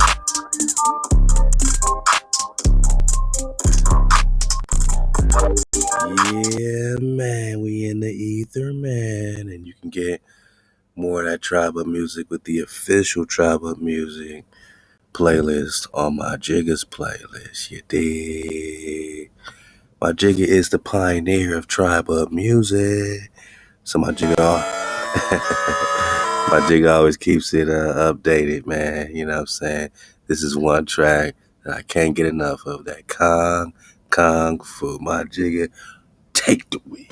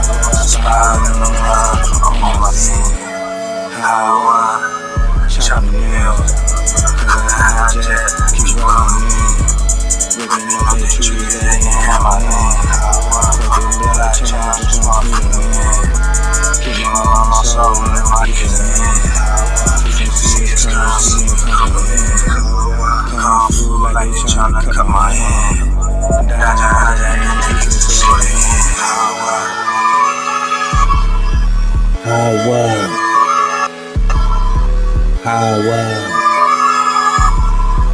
HaWah.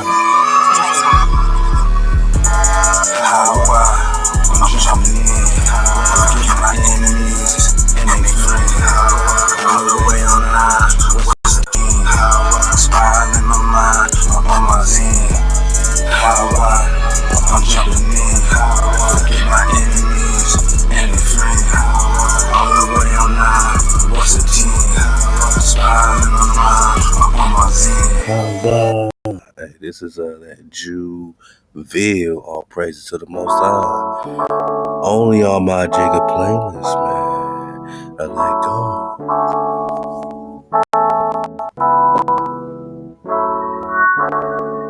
All praises to the Most High. HaWah.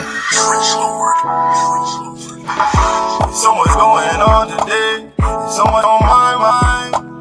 There's so much drama in the world today, and it make it hard to have a good vibe. There's so much wrong going on in the world, but somehow we keep it all smile. So many people in the world today didn't make it, but we made it alright. That's what we say. All praises to the Most High. All praises to the Most High. All praises to the Most High. All praise. Tell me if you with me, clap your hands up. Tell me if you with me, put your hands up. And let me say, all praises to the Most High. All praises to the Most High. Sabbath that we had it once again. Everybody around me feeling alright. We already been here all day, and we probably gonna be here all night. You did. Clapping our hands as we dance and we sing. Everybody in here got a good vibe. Try. Good people, good food, good drink, and I gotta just have a good time. That's what I say. All praises to the Most High. All praises to the Most High. All praises to the Most High. All praise. Tell me if you with me, clap your hands up. Tell me if you with me, put your hands up. And let me say, all praises to the Most High. All praises to the Most High. All praises to the Most High. All praises to the Most High. All praises to the Most High. All praise. Tell me if you with me, clap your hands up. Tell me if you with me, put your hands up. And let me say, all praises to the Most High. All praises to the Most High. There's nothing more better when we come together. We're children of love when we love each other. There's nothing more better. When we come together, we're children of love. When we love each other. All praises to the Most High. All praises to the Most High. All praises to the Most High. All praise. Tell me if you with me, clap your hands up. Tell me if you with me, put your hands up. And let me say, all praises to the Most High. All praises to the Most High.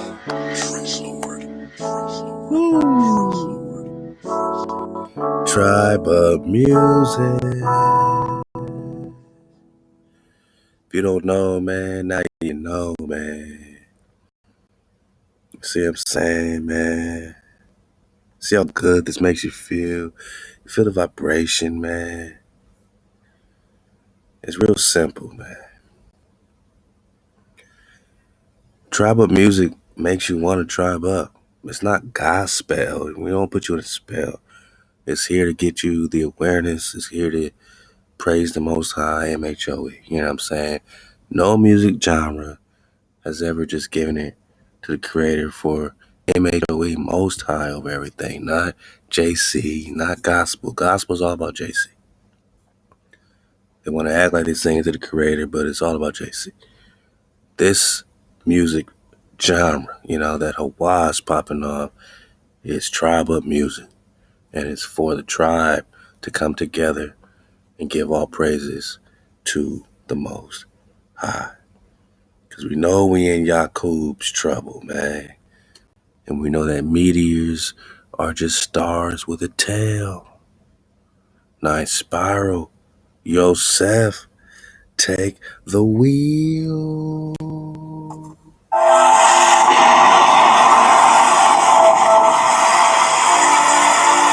Cool. Dragons in the ether, baby. Dragons in the ether, baby.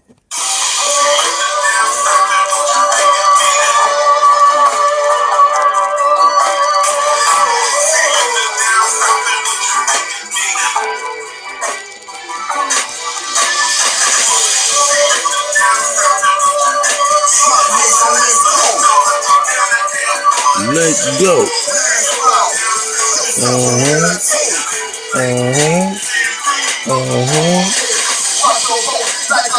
don't think they ready for it. I raise my head to an oath, they about to get the business. Y'all they make us feel impressive, all is not in their corner. You tell the truth to the misinformed, then all the people losing sacrifice to raise a battle, get through a challenge. No more calm before the storm, the earth is unbalanced. It's a rain, steady diminish, ceasing to repentance. By the whole house against my L, and nothing can stop it. Breaking down scripture is proving that this prophecy moving. Be descriptive, if no revealing, go raising, go patterns. I base it up, the resistance to it, don't want I love it. Vibration steady decreasing, ain't no order about it.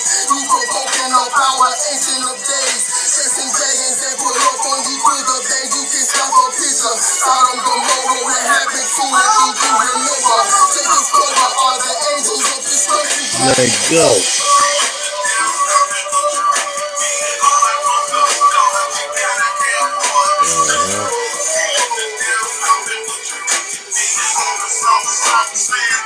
Mother.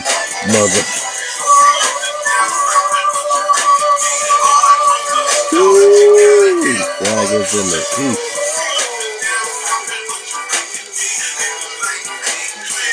Mother. Real motion, we looking for that old love potion. Your arms blessed became your arms strong. Now we got a rumble with the heat in this side.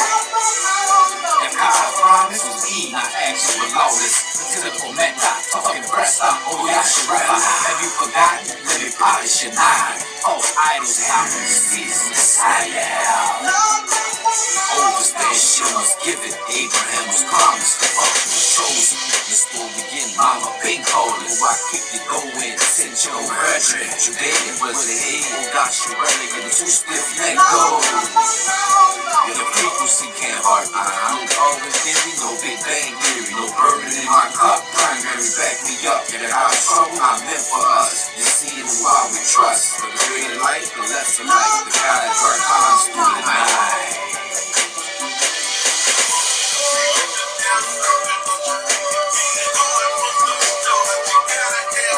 You did.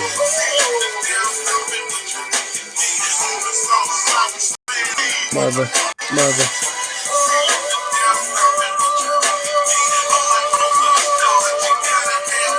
You did.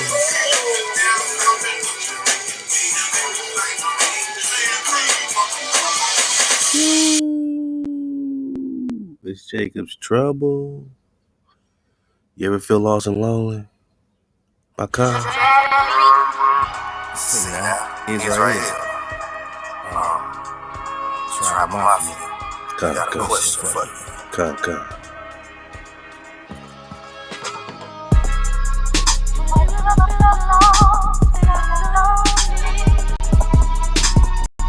TribeUPmuzik.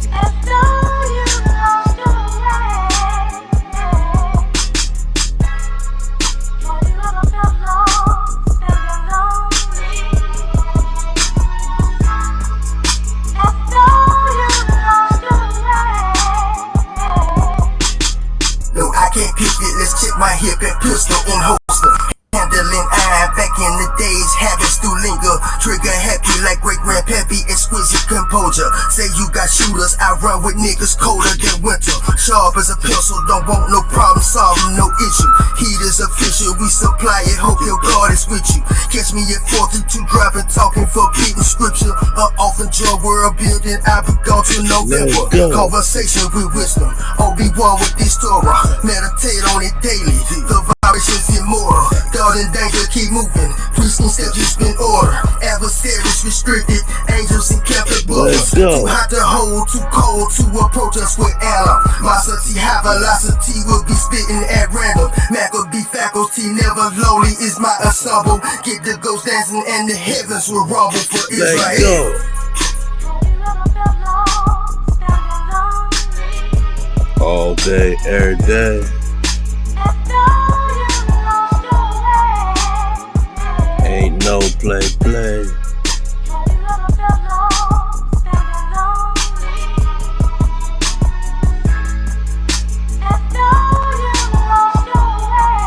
Yo, Seth. Sauce dripping, for watch tears we catching.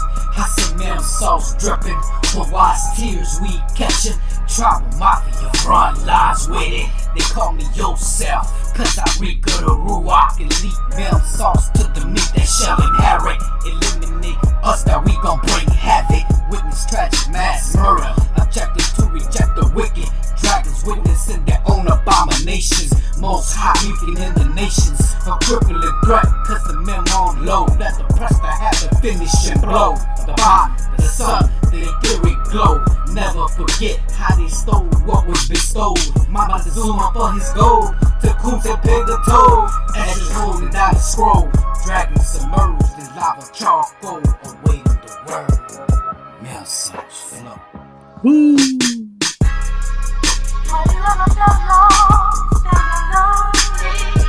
All day, every day.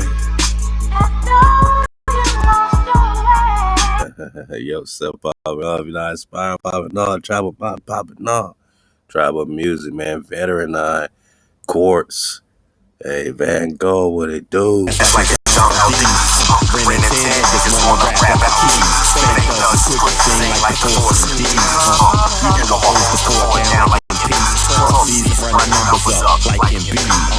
Murder the set, then I make the corpse bleed and push the M3 through the eye of the needle with warp speed. Heavy is the head like an old man. I go upside the head with a cold bed. I flee from the scene and it Rolex. Now you know rolling in Mexico, we the dope. I say they stand tall like the men in renown. Crack the empty black spot across the tip of your crown. Get lost for your body get found. You know, hamburger, the P.O., we the dope.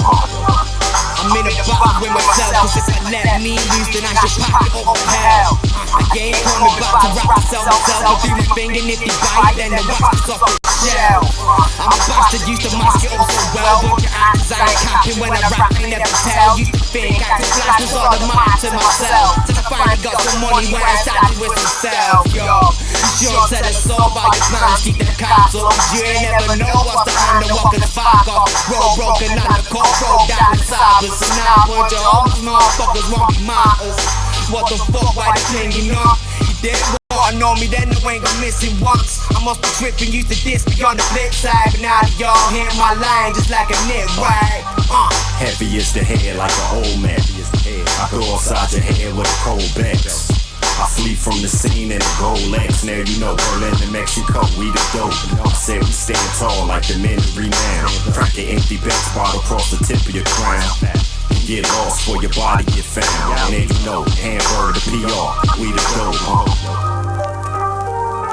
Woo! Veteran eye, take the wheel, and out to the con. Veteran eye, this beautiful album he just dropped, The Dragon and the Gem. Go get it. Hit up Veteran.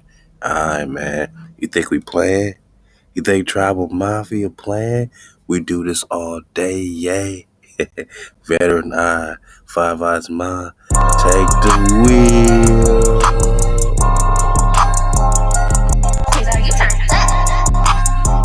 Tribal Mafia. No, I don't play, I pull out all day, yay. No, I don't play, I pull out all day, yay. No, I don't play, I pull out all day, yay. No, I don't play, no, I don't play, yay. I'ma come through over clouds all day, yay. They tryna hold me back, no way, yay. I'ma come up so stacked on the daylight. You know me, you don't know no way, yay. Tryna come through like up my play, yay. I don't give a fuck now, be a no chain gang. I'ma be me, I'ma be FREEDAA, HaWah all day. No, I don't play, I pull out all day. No, I don't play, I pull out all day. No, I don't play, I pull out all day. No, I don't play, no, I don't. It's the wrong sounds and you know I don't surround around. Hate to see them low when that music all day, yeah. Pray down them sound, don't wanna move around. Can you feel the waves? Not the feel all day, yeah. No, I don't play, I pull out all day, yeah. No, I don't play, I pull out all day, yeah. No, I don't play, I pull out all day, yeah. No, I don't play, no, I don't play, yeah. Free as a castle coat of bird. Free as That's a 4-letter word, that's my mod chicken word. True, I'm a fool, middle finger, what you heard. Feathers to the back, that is Snockerville Church. Fly Dragon Dynasty, you know we don't play, eh? Just cop the J13's cool gray, eh? Destroy world Judah, but you could drop the J, eh? Any hijacks, they get sprung with the K, eh? I pull out all day, yeah. No, I don't play, I pull out all day, yeah. No, I don't play, I pull out all day, yeah. No, I don't play, no, I don't play, yeah. Allow me spray what the Hebrews say, what the Kyrie say. Shalom mommy's peace, but the shit is up and I put it on yay. Hey, hobbies, love, but you get no love, you ain't hearing what we say. They say they cry for help, this cry for something, we feel this all day. Hey, most high over everything. Married to the gang, so you spin the block, but you get no wedding ring. Just a coffin in a dream, every morning like a coffee and some cream. Now we're seeing takeoff without the wings. Still he came of fame, ain't no play. No, I don't play, yeah. I'll be praying for my knockers in the city of LA. San Diego knockers all the way to the Bay. Sacramento knockers, you the Sacramento cat. Sacramentan idols, it's just how the Christians play. So if the gig is up, then we put it on, yay. Knockerville go knocker, so we fire up the place. Dangerous freedom, so we taking on faith. Freedom, man, freedom, man, freedom all day. All day, yeah. No, I don't play, I pull out all day, yeah. No, I don't play, I pull out all day, yeah. No, I don't play, no, I don't play, yeah. Tribal Mafia. Tribal Mafia. Man, we have some good time in the TribeUPmuzik playlist by my jigger, man. And you know, this has been that's just the most recent, you know, the latest, the flow. I mean, we on Coon. My jigger said we on Coon, so we on Coon. My jigger said we on Coon. There you go.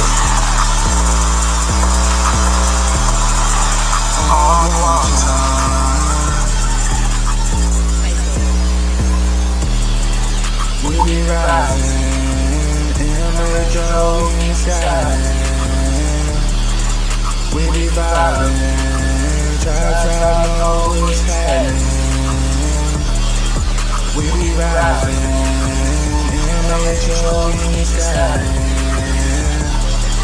We be vibing, try know what's happening. I be riding. Going on that you never stopping. Never stopping. Frequency and we never stopping. Getting in the seat, that's my calling. Running these tracks, check my mileage. Going with the most high, that's the pilot. No hijack, this plane ain't falling. Oh, cool time. Let it go.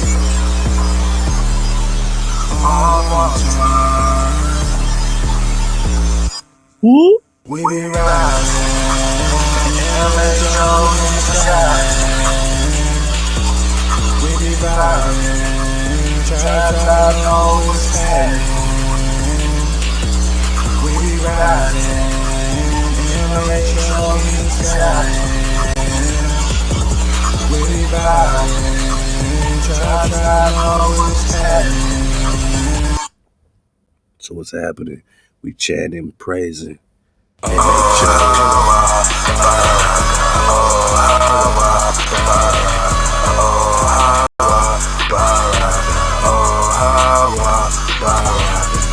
why you see me, I got no soul. That's why you see me, I got no soul. That's why you see me, I got no soul. That's why you see me, I got no soul. Trying to silence me, but you don't.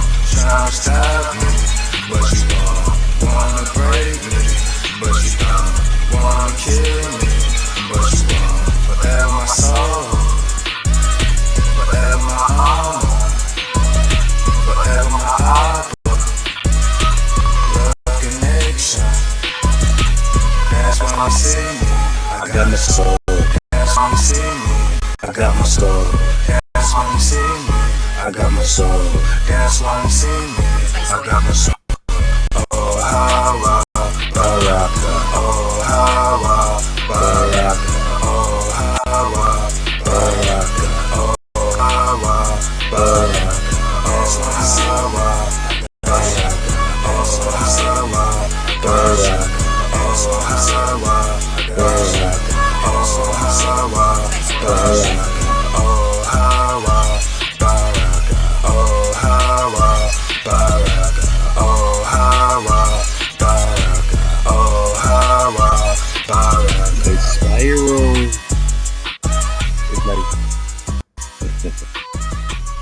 Man, this is look, man, this is frequency. Everything you're hearing is in 432 hertz.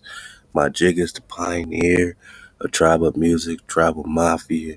Tribal Mafia is all of us, you know what I'm saying? That it's putting that vibration out. This is David's lyre, this is David's harp, this is the frequency, singing praise to the Most High over everything. I mean, singing praise. Sometimes when you sing in praise, you really gotta be, you gotta, you gotta be singing, man. If you ain't willing to sing, hey, don't worry about how good you can sing. Are you willing to sing? I'm trying. Let's go.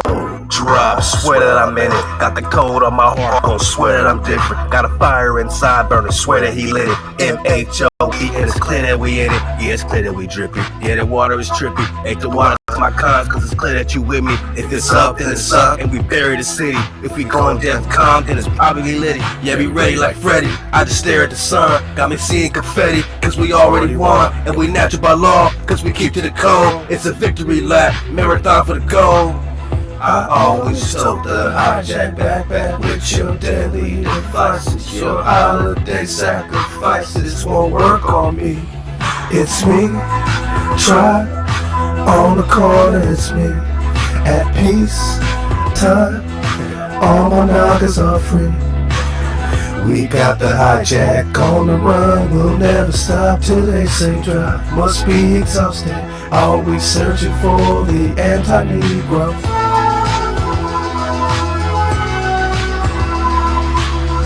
Tribe, I swear that we win it. We learn to dodge all the static every corner we bend it. We learn to keep the water flowing. Tribe, I swear that we swim it. We learn to dodge the hijack, and it's just the beginning. We rock blue, purple, red, gold, red, white, linen. We unify the tribe on Shabbat, no spinning. We weaponize the dollar so we get their attention. Kyrie apologized, but he get honorable mention. It's not spiral cooking, better get in this kitchen. That could be your last meal if you got hit in the tension. They bring Zeus to the hood and they send him with Christians. Put Zeus on the cross and they calling him Jesus. That jig is forbidden, it should come with suspensions and battle cries. Feel the tension in battle time, get released. It's me, try on the corner, it's me. At peace, time, all my niggas are free. We got the hijack on the run, we'll never stop till they say drop. Must be exhausted, always searching for the anti-Negro.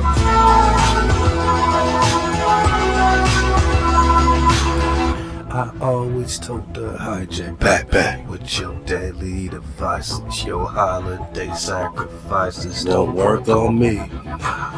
That jig is forbidden, it should come with suspensions and battle cries. Feel the tension in battle time.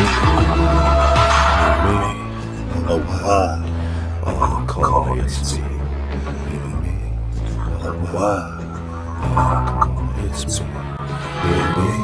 HaWah. Oh, call me, hear me. HaWah. I was born to be free. Let go. It's me, try on the corner, it's me. At peace, time, all my niggas are free. We got the hijack on the run, we'll never stop till they say drop. Must be exhausted, always searching for the anti-Negro. Try on the corner, it's me. At peace, time, all my niggas are free. We got the hijack on the run, we'll never stop till they say drop. Must be exhausted, always searching for the anti-Negro. Anti-Negro. The anti-Negro. The anti-Negro. The anti-Negro. MHOE, KTC and stay dripping in that mem sauce. Look out for the new MHOE Sky hoodies, man. You know, they're getting printed up. Saying shout out to the print shop, man, out here in LA. I ain't even gonna say their name because it ain't even that serious. But the MHOE's coming out hot. And look out for MHOE.clothing where you can get your MHOE. You know what I'm saying? In real time, designed by Five Eyes Ma, who designed this beautiful flow you see right here. Yeah, man. So imagine the hoodies that has the flows, MHOE, Sky Flow, OG Flow, however you flow. And it's most high over everything. And we let them know. There we go. Hey, TribeUPmuzik. We in the house. Tribal Mafia. All the links are there for you to surf the wave. Shout out to the Con 9 Spiral, who dropped the Tribal Mafia playlist. A lot of these tracks are coming straight off of the Reconstruction album, man. A-Hop to all my cons supporting the Reconstruction album. We will have a Reconstruction listening party. We're just getting amped up for it, you know what I'm saying? And it's tribal music. It's Tribal Mafia music at its finest. So shout out to 9 Spiral. We'll also have an official 432 radio TribeUPmuzik flow that, you know what I'm saying, contains all y'all flow. Everybody that's dropping that drop, we'll put it up here, man. So surf the wave, click the links. You see the links for the Tribal Mafia flow. 9 Spirals kicking off on SoundCloud. You see the TribeUPmuzik popping off with my Jigga 5 Eyes Ma. And look out for the 432 to drop radio on SoundCloud. TribeUPmuzik. Tribal Mafia, TribeUPmuzik, man, in real time. We're having a good time, man. We flowing with the water. Cause Tribe Nation got the water. Yosef the Real got the primary water. Hey, for the triple, a quadrental, cinquental, dismount, man. Yosef the Real got the primary water. He got the water. Yosef teaches you how to find the primary water. Even when they say it's a famine and it's a drought, this primary water still flowing. This water still flowing, did you know? The bro brings energy, frequency, vibrations, tokaf, but not. The bro is going to bring you into, you know what I'm saying, the Dawi flow. You know, live at 432, the nanotech flow. Always dropping the drop on the healing, on the reeling. But we here for the primary water. Because Drop Nation got the water. And he's going to bring in some, Stephen Reese flow, you know what I'm saying? So let's belly flop with the con. Yosef, the riddle. Teaching us about the real primary It's a solid water. material who constitutes, okay, are arranged in a highly ordered microscopic structure, forming a crystal.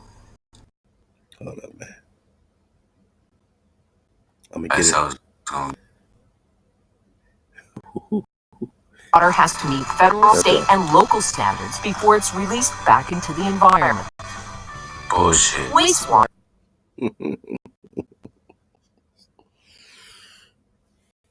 is one part of the human water cycle, which describes the many ways people interact with nature's hydrologic cycle to meet our needs for water. Hydrologic cycle. Remember, they use these fancy words, man. Look, man, it's the movement of water. It's the study of movement of water. You're moving shitty water and trying to recycle it, you heard me? But then at the same time, you're adding your same agenda. How is this water recycled? Huh? They use dirt. What's the natural purifier? Dirt. Ama is a natural purifier. What? It purifies. Dirt purifies, man. What? So what they use mulch. You go buy mulch, why you think it smell like a shitty mess? Cause that's what they use. They using shit to clean your water. What? Huh? Ain't that a mother effer? Hear me? Just like Naga ain't supposed to use charcoal to cook no food or grill no. I can't. Yourself, you coming in too hot. You can't just come in this hot yourself. Come on, bro. Come on, bro. You can't start talking about charcoal and barbecues, man. Not at 432. That water. So the water gotta come from within us, man. You keep the cold, you get the primary meal. You're not depending on just the water you see, with your two-dimensional flow. You getting that water from within so we can dodge all hijacks and know we got that water. We ain't no longer the barbecue. Shout out to the cons surfing the wave on the IG. Like I said, we popping off in real time, man. MHOE, designed by Five Eyes, Mama Jigga. What y'all know about that Naga barbecue, man? Fair use in your caboose poem. This clip comes from the Vlad TV flow. Sometimes you gotta get the job out of Vlad TV, man. Let's get it. Bill Duke, take the wheel.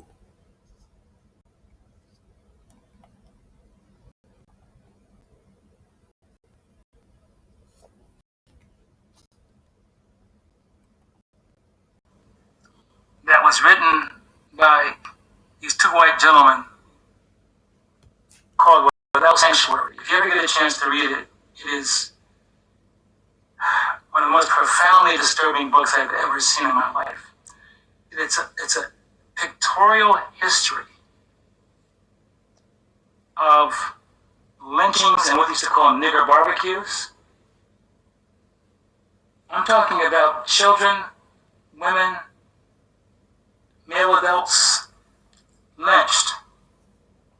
And then they used to put us alive on spits with a fire beneath it and turn us and roast us until we dehydrated. Whoa.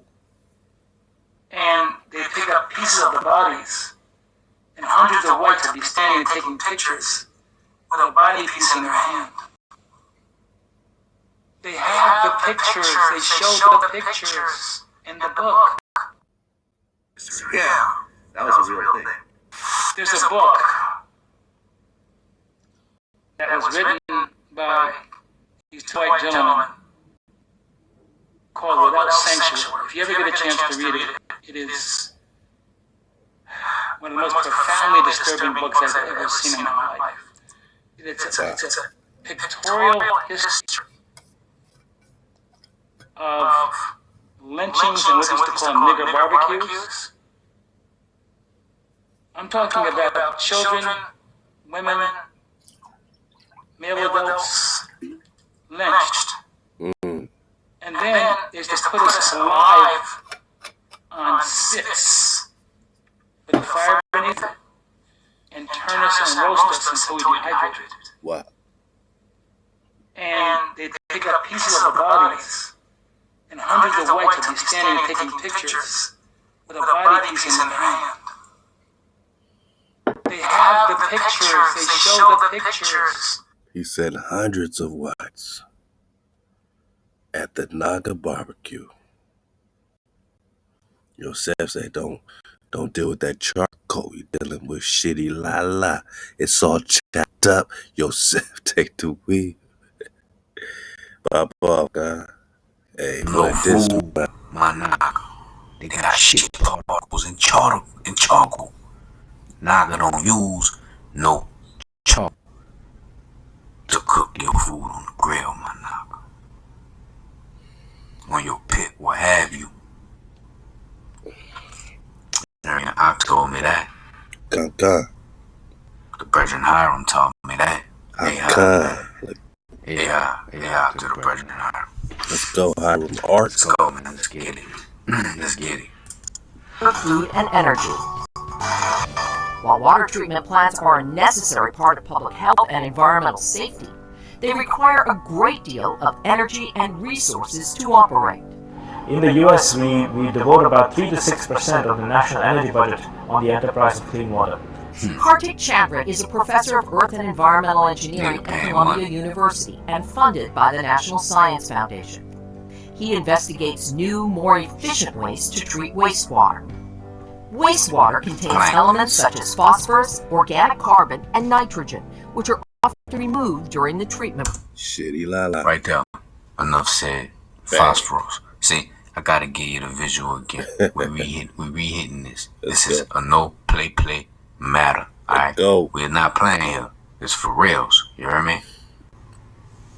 Alright, you're in my art classroom, so listen up. You hear me? This frequency war has been going on since the Naga has stepped foot onto the plane, onto the ground as the living autochton, the Atom, the Adam. Alright? But see, the call is not for everybody. Which is why the real ones have to wake up, start to breathe correctly, align that breath, get your charge right. You know, when you work out, your bioelectricity, you build on your charge. Let's go. Straight up. Get your Dragoon 360 perspective. Because when I'm talking dragons versus dogs, talking dragons versus dogs, you're not digging in the Sefer Yetzirah, huh? So that's a fine line. I ain't digging in. You don't know who's above the 9, don't you? I'm telling you, you got to get in that classroom. You got to get in the drop classroom. We're going to carry on. Let's do that. Shalom to the tribe. Peace. Alright, if you ain't got no love for the Creator, if you ain't got no love for the Most High, just stop watching right now. You know what I mean? And you can exit off my channel, unsubscribe, especially if you're not subscribed. I mean, if you are subscribed, I'm sorry. Just do yourself the favor. Alright? Get the drop from the real one, you heard me?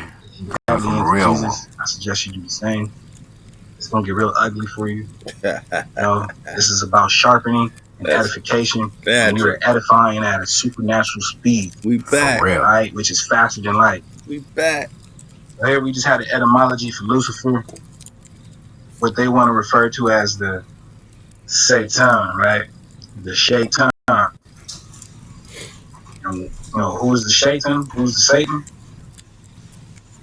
This thing right here. This creature here. Right? This creature here. Son of Sapphire. Right? You know, we're going to carry on. So Lucifer is also known as Satan, also the morning star. Venus in the morning sky before sunrise. Also an epithet or name of Diana. From Latin, Lucifer's morning star. Literally, light bringing. Light bringing. The Can't light. make this shit up. What light? What light? What light? Right? The light. What light? To carry or to bear. To carry or to bear. I wonder what that refers to, because who's carried your sins, right? Who bears the sins of the world? Food for thought. So that all may have salvation. The fire burning. To carry or to bear children. Alright. Too easy. It says, believe that it was the proper name of Satan began with its use in the Bible to translate Phosphoros. Right, Phosphoros. To translate Hebrew, Halal bin Shahar. How art thou fallen from heaven, O Lucifer, son of the morning? Son of the morning. Phosphoros. Arose. Alright. Phosphorus. Phosphoros. We're just talking about emitting light. We're just talking about light. Light. Straight up. Phosphorus. Light. Okay? Light. As in light waves, as in light particles. We're just talking about light. Phosphorus. Phosphorus. Talking about Lucifer, who has been attributed as being Satan. False anointed. False anointed. False Christ. Right? False horse. It's funny how people want to be like, oh, oppression this, oppression that. We're oppressed. We're in captivity. Who has you captive? Isn't this image right here? Does this image not ring another bell to you? We're going to get to it. Right? Straight up. Coming from a real when you're getting this classroom. Pop up. But the real is coming out of it. Straight up. Oh, no play. No, let's go. Let's get it. Either the squad. Drop Nation. Phosphorus. Phosphorus. Horse. Straight up. Yosef, take the wheel.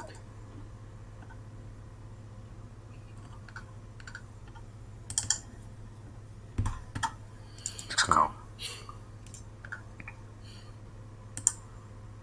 Is a chemical enemy, alright? Symbol P, atomic number 15. I just broke down phosphorus. So you told you everything has phosphorus. Get the everything. Too much phosphorus, key. Okay. Elemental. Okay. Phosphorus exists in two major forms: white, phosphorus, and red. Alright. Earlier I said white, yellow, but the reason why I say yellow because I remember this picture stuck in my head and I wasn't sure whether it was yellow or white. But we have two kinds: white phosphorus and red phosphorus. Okay. But because it is highly reactive, why is it reactive? Okay, because phosphorus regains control over whatever it inhabits. Okay. Phosphorus is reactive. Okay. Phosphorus is never found as a free element. It's not.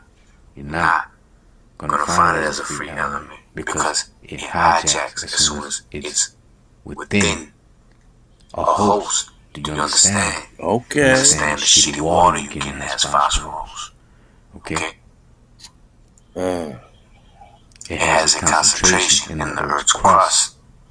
I wonder why. Of about 1 gram per gram. Alright. Oh, that's irrelevant for us right now.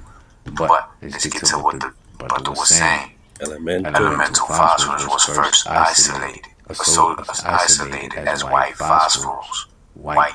Okay. In 1669. I apologize. They like to make these things blurry so that you lose focus, but just close your eyes and surf the wave. White phosphorus emits a faint glow when exposed to high oxygen. Okay. Taken from the Greek, meaning light barrier. Okay. Morning star. Okay. Straight up. What do we get? Luminescence. Whoa. Illuminati. Okay. Understand electricity is a hijack. It's a form of hijack. Straight up. Okay. Everything and anything should be coming from the power and harness from our crystals. Okay. That's right. Straight up. That's no play. Straight up. Alright. Let's get back to the subject in hand. Alright. So, phosphorus, you see, okay, showed you shitty water. Okay. Understand and overstand that people on the mile were living a long life. They had longevity. Okay. Longevity. People on the mile were living past 600, 700, 800, 900 years. Okay. Before the flood. What happened after the flood? Okay. You had a drastic fall in numbers. Okay. After the flood, they weren't living to that age. Okay. There was no more superior men on earth. No more superior men. No more superior oxygen. No mem sauce. You follow me, my brothers, my HaWahs. Is you paying attention? Is you in the classroom? Oh. Because this benefits you, my knock. We're getting fed shitty water through our pipes. Boil your water. Whatever water you use and boil it. But we got the strike primary mem. Okay, now we overstanding the importance of primary water superior mem. Okay, straight up, we have to overstand why we need it, because we get fed bullshit. Shitty la la. Get in the classroom with yourself to real. Surf the wave, man. You know what I'm saying? And Tokef Benai on the Monday flow. You know what I'm saying? Live at 432 to Tribe Radio. And just let the con pop off. Because the cons know. You know, Stephen Reese. You know, dig on Stephen Reese. They able to dig up the primary mem sauce right out the soil. No matter how desolate, how famine, they can find the mem. They can find the water. Just like Mount Roraima, the water's coming from the roots, my naga. Roraima's a mighty tree stump, but it's the roots, man. It's the roots that never get lost. When these nagas wake up, they gotta recognize the root that never got lost. The remnant, the commandments flowing through the remnant. They don't put no power before their power. There ain't no vanity on HaWah's name. They resting on Shabbat. You dig? It's a flow to it. It's a vibration for the tribe, for your survival, for your pop-offness. Yosef, take the wheel. Yosef got the drive. Hey, 2 more features, man. I know this is real wavy, real surfy. But 2 more features, man. I always call him Lil Moray. You know, that was the name. Then it changed to Chief Moray. Then it changed to HaWah, Ayo. You know what I'm saying? Shout out to the bro Moray, man. For the disc, I got Moray and 9 Spiral. And we out of here, baby. That's 9 drop features, man. Saying the bro's dropping how to pray. Ayab Nazir is dropping how to pray. He got his migration city. I mean, Holy Land in America, the whole migration series. So, hey, up to his queen. 18. And made it as far as Yaskar to the east, according to Yahushua 17:10. Both Afarim and Manasseh met together at Yassakar. As we can see, it's not like that in the Middle Eastern model. So now we see that Yassakar would be east of these 2 tribes. Okay.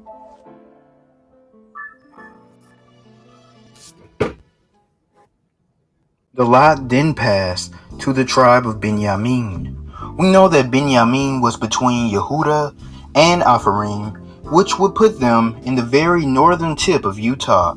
And their border on the north side was from Jordan, and the border went up to the side of Jericho on the north side, and went up through the mountains westward, and the goings out thereof were at the wilderness of Bethaven.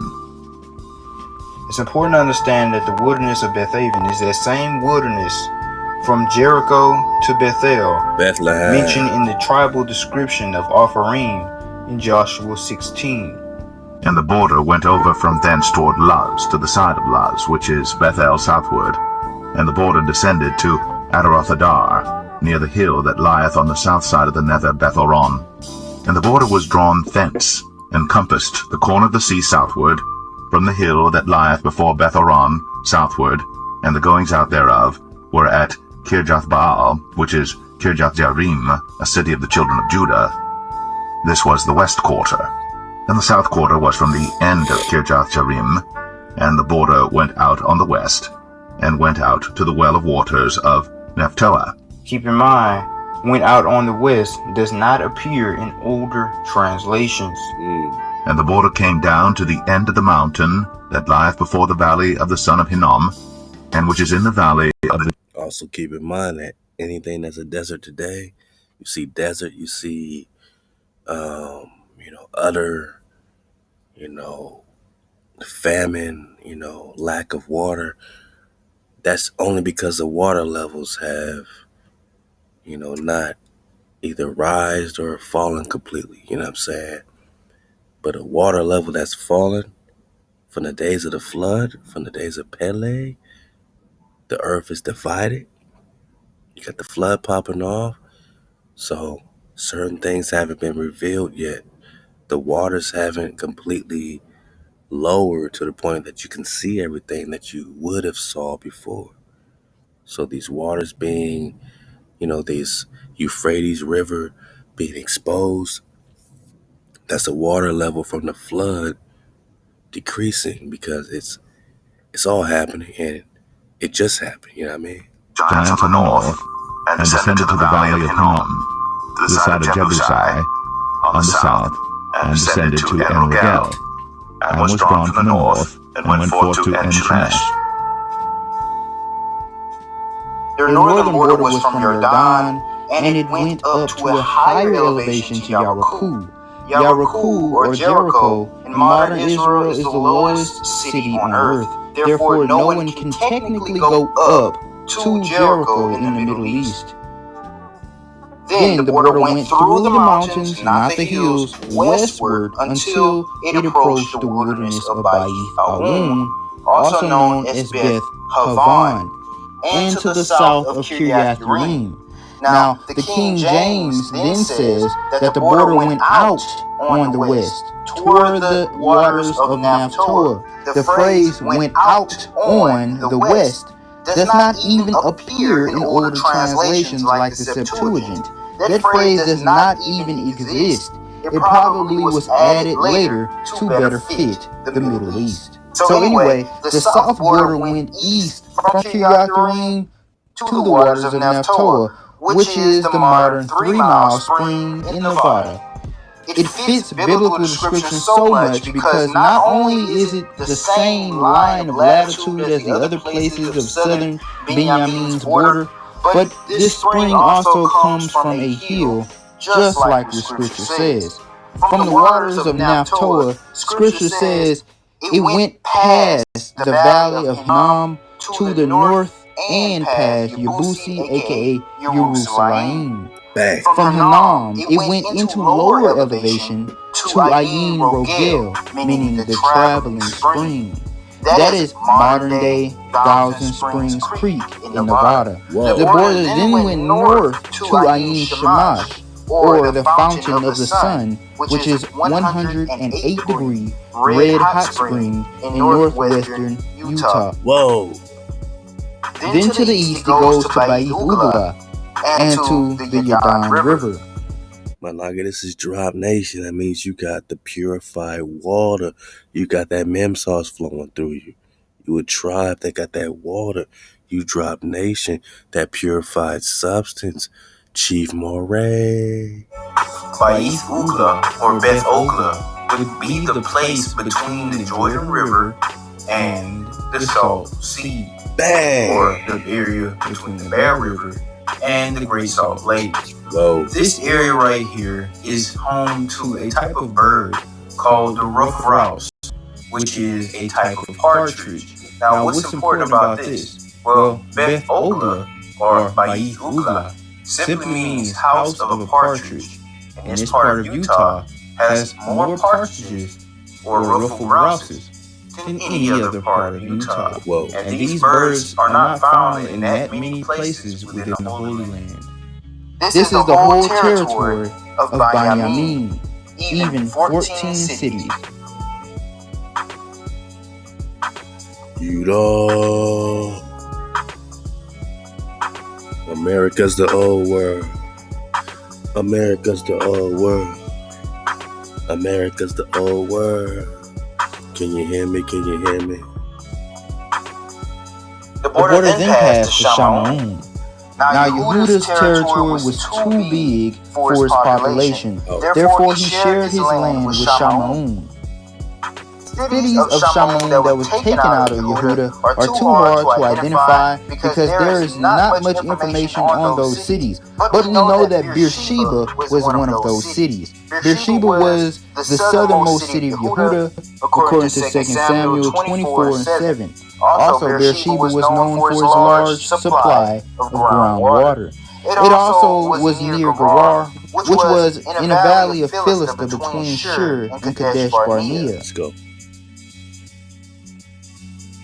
This puts Gerar in this valley east of modern Los Angeles. This specific valley fits all of Gerar's biblical qualifications. Uh-oh, boss. America's the old world. America's the old world. The Valley of Gerar was the modern Banning Pass of Southern California, and Beersheba was in the North Chuckwalla Mountains in modern Joshua Tree National Park. The two places are only a 2.5-day journey away from each other on Joshua Tree. Where's the Euphrates? This area is higher in elevation compared to Gerar, as Genesis 26 and 23 implies. The Chuckwalla Mounds are 3,600 feet above sea level, while the land within the Banning Pass is 1,590 feet above sea level. This area also has tons of groundwater. There are springs and man-made wells within the Chuckwalla Mountains. Now, Shamaun only has 17 cities. Yehuda had 112 cities, meaning Shamaun owned only 1/6 of Yehuda's land.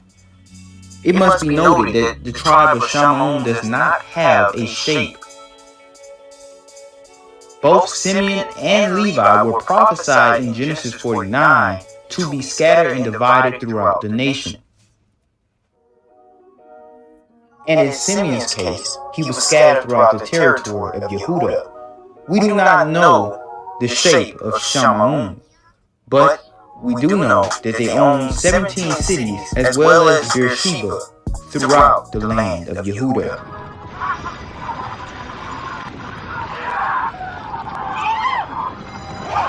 Hey, look, what you gotta know is that Drop Nation is popping off. You know what I'm saying? You're getting investigator after investigator after investigator. You're getting reconner after reconner after reconner popping off, man. In the ether. You know what I'm saying? And it gotta feel good to you, man. Don't you agree? That all these brothers and sisters, Ox and Aquas, are coming together with this, same conclusion, man, in 2023, you know what I'm saying, that America is the old world. And that we see clearly, man, with a dragonfly perspective. Nine Spiral got the wheel. Nine Spiral been taking the wheel, man. Been popping off, man.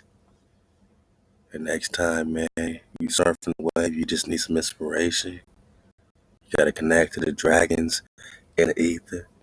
Then you go on your YouTube page. You pull up your YouTube app. You dodge all hijacks and you type in 9 Spiral. Oh, here we go. And you say, man, what's 9 Spiral cooking? This is from 2 days ago. I think it's right on time. Elijah the prophet, HaWah, Malachi.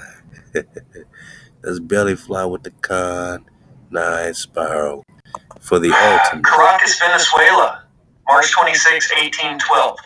An earthquake measuring 7.7, because I'm sure that, look, these guys want you to think that they know every single little thing. So they throw in these little facts like it was a 7.7 on the Richter scale.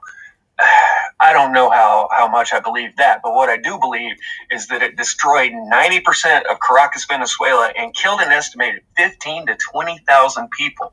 Okay? Whoa. Okay. Oh. Hey, we hear you loud and clear. Whoa. Mr. Static in the edit, y'all.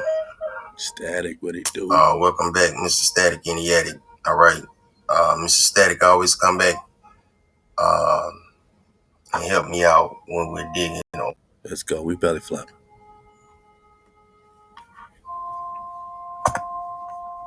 And we're just talking.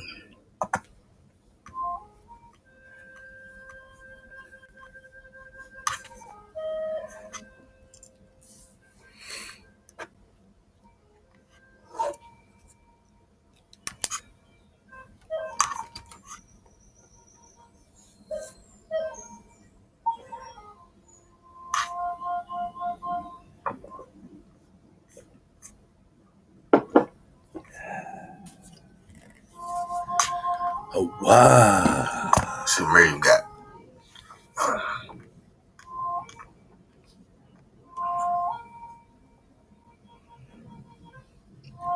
Implicate, alright. All the wise men of the king and his conjurers were astonished at the sight. And the sages understood this matter. And they knew its import. Come on, read and that. they said to each other, "This only betokens the child has been born to Terah this night, who will grow up and be fruitful and multiply and possess all the earth, he and his children forever. And he and his seed will slay great kings and inherit their lands." Their lands, alright. HaWah. Alright?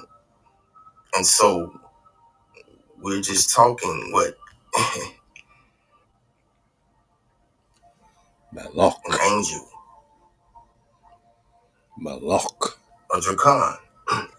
A meteor. A Prester. A priest king. Let's go. Are sent by the Most High himself as a what? Messenger? Ambassador. Okay, that sounds a lot like what Abraham portrayed.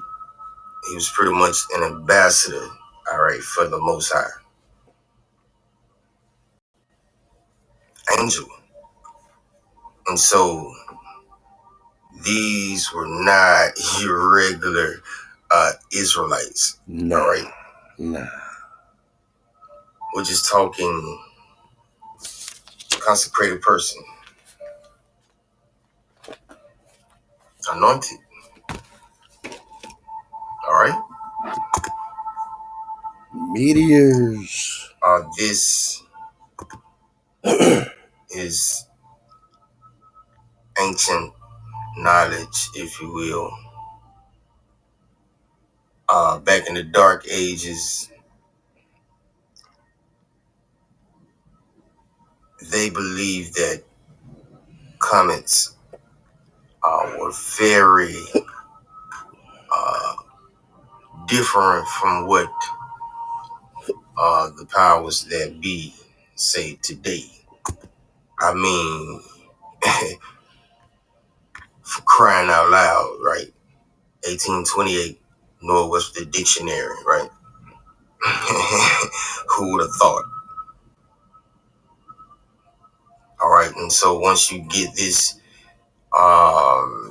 spell that has been cast upon you, that comes straight out of the New Testament. Oh, dragons, great dragons, red dragons. Evil dragons. You know what I'm saying? No. We're just talking angels. You see that, don't you?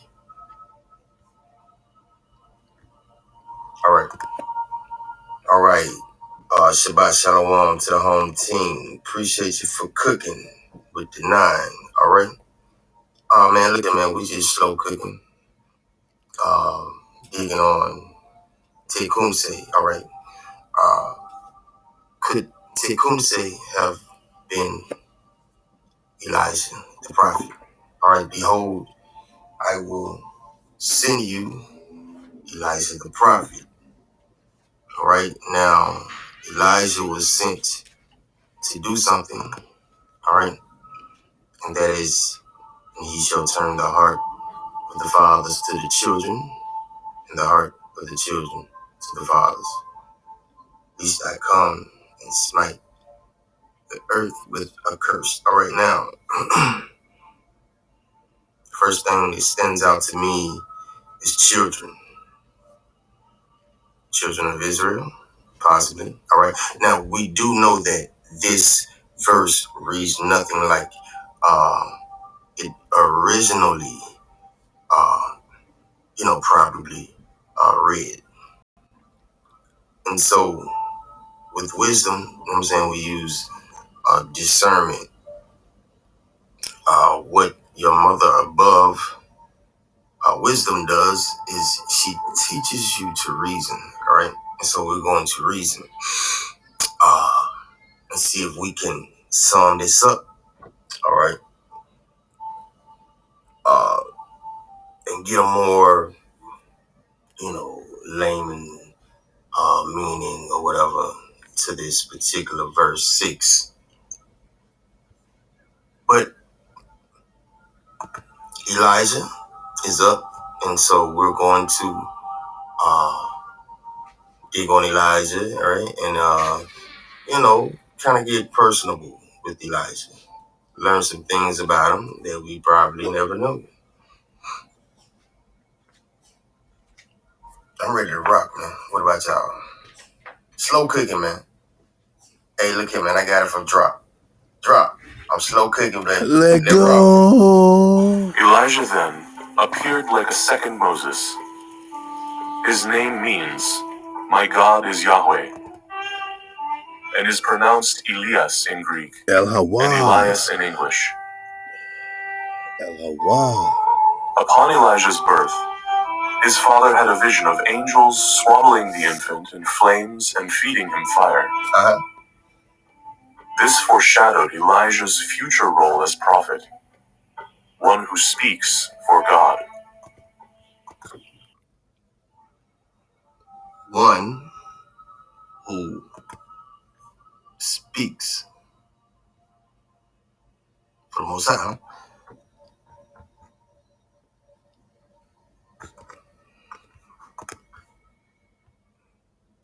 Just trying to get that right there. All right. See that? All right. And so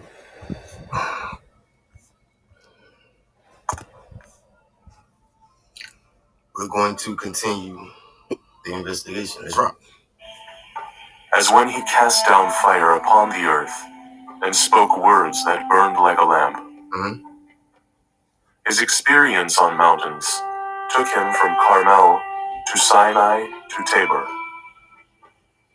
Likewise, seeing him rise through faith, zeal, and ascetic labor.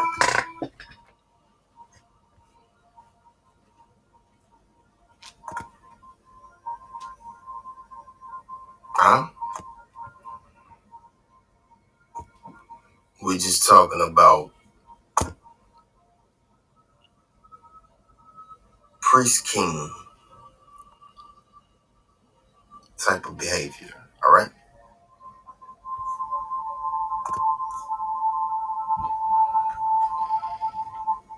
Start. Even to the heights of heaven. Yet, as St. James reminds us, Elijah was of like a nature to ours, and could be overcome with fear and despondency. All right. Like unto a nature of ours, okay? Able to overcome fear and despondency. Let's go. In 1786, he and his elder brother went out with a band of warriors to check or drive back Captain Logan, who was advancing toward Mad River. In an encounter near Dayton, the boy was forced for the first time to face a cavalry charge. He had never imagined anything so terrifying. He saw those great rushing horses, the cruel flash of steel. He forgot his hatred of the white man. All right. He forgot his hatred of the white. Now that's fear. All right. Let's see if he's able to overcome. Let's go. Dreams of glory. His only thought was to save his life. He threw down his gun and ran. It's all right, man. As soon as he recovered from his fright, he felt very much ashamed of his cowardly conduct. Rebound. He was eager for another opportunity to test his courage. All right. Fortunately for him, he did not have to wait long. Okay. Tecumseh was with a party of Indians who attacked some flatboats on the Ohio River. The boats were taken, and all the men in charge of them were killed except one, who was made a prisoner.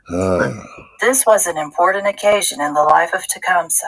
All right. He acted with such daring and bravery that the old warriors of the party were astonished. Shawnees spoke of Tecumseh. All right. Now, such bravery that they were astonished. All right. And so how do you go from dropping the gun, you see what I'm saying, and then forgetting your fear of the so-called white man. All right. All right. So now, Tecumseh, they were astonished. All right. Almost on some shit like he was HaWah. All right. They say HaWah was invincible. All right. They say it couldn't be touched on the battlefield. All right. Tecumseh as a brave. Besides winning the good opinion of others, he regained his self-respect and conquered fear. All right, now we can't make this shit up. All right. Even as he could offer effective prayer that worked wonders. Okay, let's go. When he entered adolescence, Chisikau blackened Tecumseh's face and sent him alone into the woods to find his guardian spirit. Tecumseh fasted and meditated, and his spirit came to him in a vision. He never revealed to anyone what form his ethereal guardian took. All right, and so here, you see Tecumseh fasting, meditating. Yo, that's priest, keenish, prophet type shit. All right, and so y'all see what's going on here? Huh? We cooking. Tecumseh soon matured into a strong, intelligent young man. Allegedly, he once slew 16 bison with only a bow and a single quiver of arrows. He also drew no small amount of attention from the opposite sex. The women of the Shawnee... Wait. All right. 16 bisons with one bow and one arrow.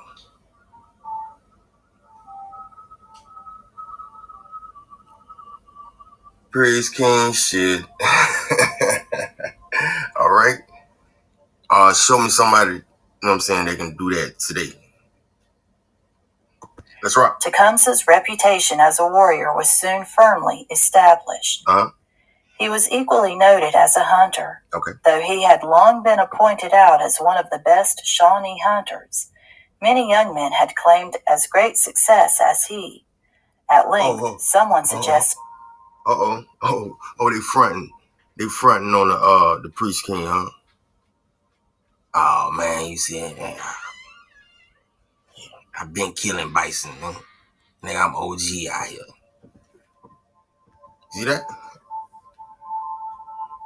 Oh, this is what we call con biz, and that's word to Kermito. That's right. ...suggested a way to decide who was the ablest hunter. Right.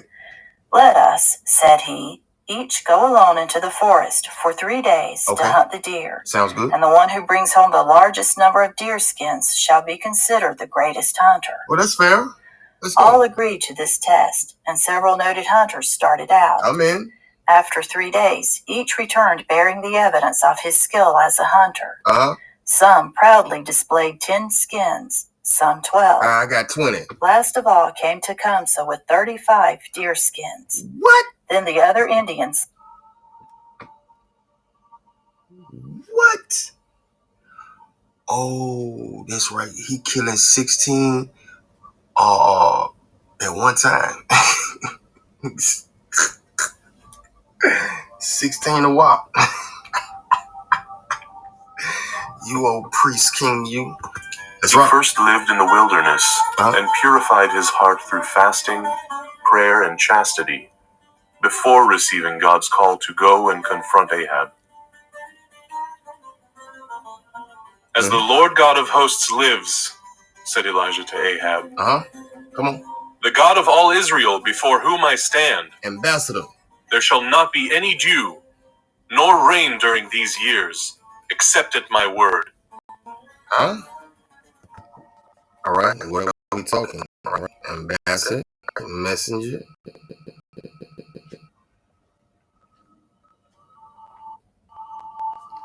Consecrated person. All right.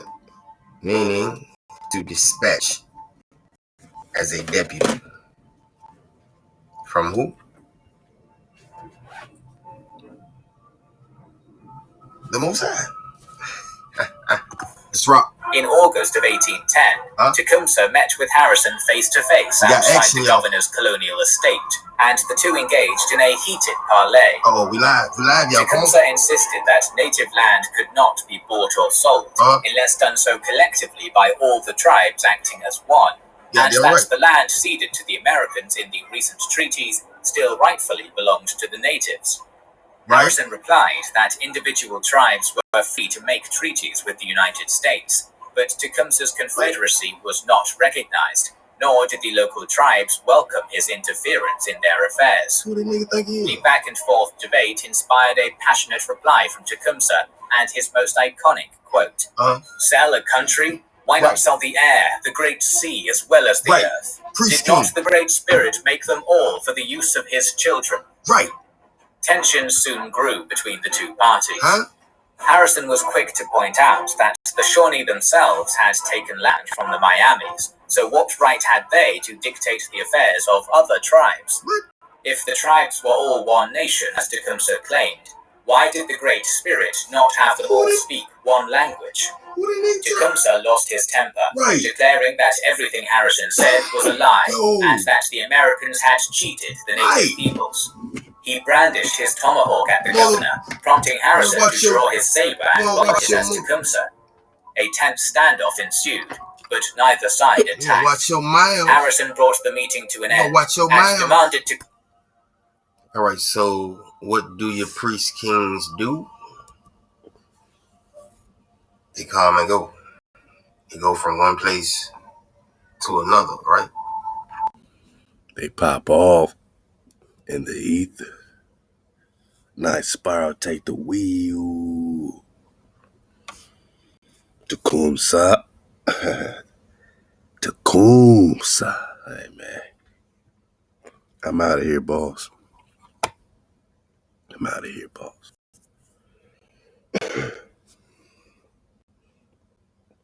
We got Tecumseh.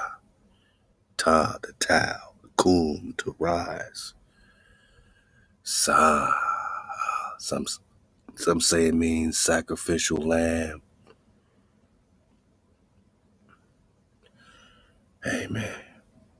The rise, the gathering, the mark, the sign of the tribe that has been sacrificed. That has been sacrificed, man. Nice spiral, take the wheel. Yeah, that was a real thing. There's a book that was written by these two white gentlemen called Without Sanctuary. If you ever get a chance to read it, it is one of the most profoundly disturbing books I've ever seen in my life. Mm-hmm. It's a pictorial history of lynchings and what we used to call nigger barbecues. I'm talking about children, women, male adults, sacrifice. lynched. And then they put us alive on sticks with a fire beneath it and turn us and roast us until we dehydrated.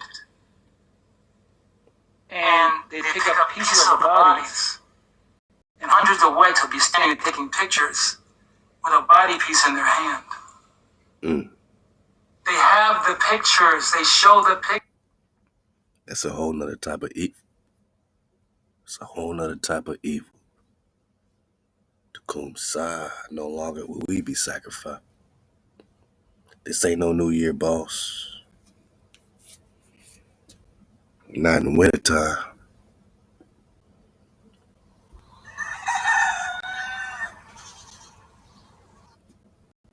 Not in wintertime, boss.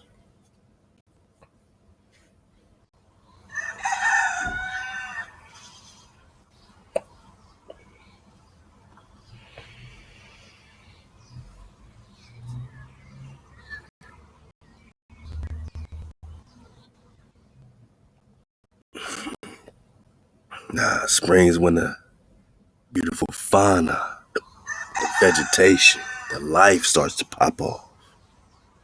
Ether squad. What you realize is that the ether squad is all this conglomerates, all this energy, frequency, vibration for Drop Nation.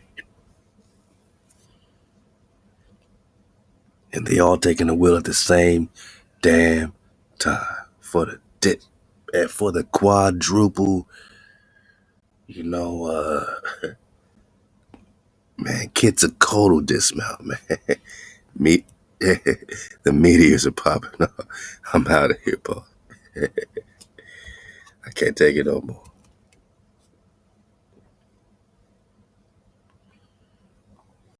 You see these meteors, man? What meteor goes into a downward dive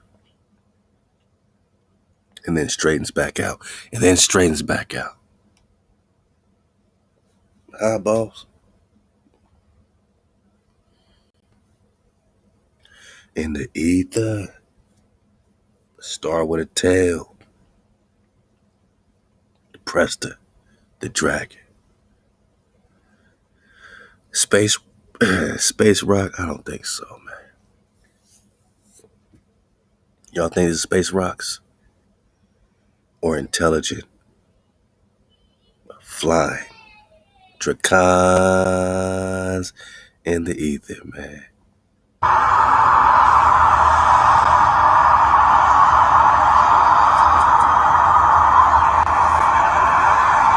Dracons in the ether. Dracons in the ether.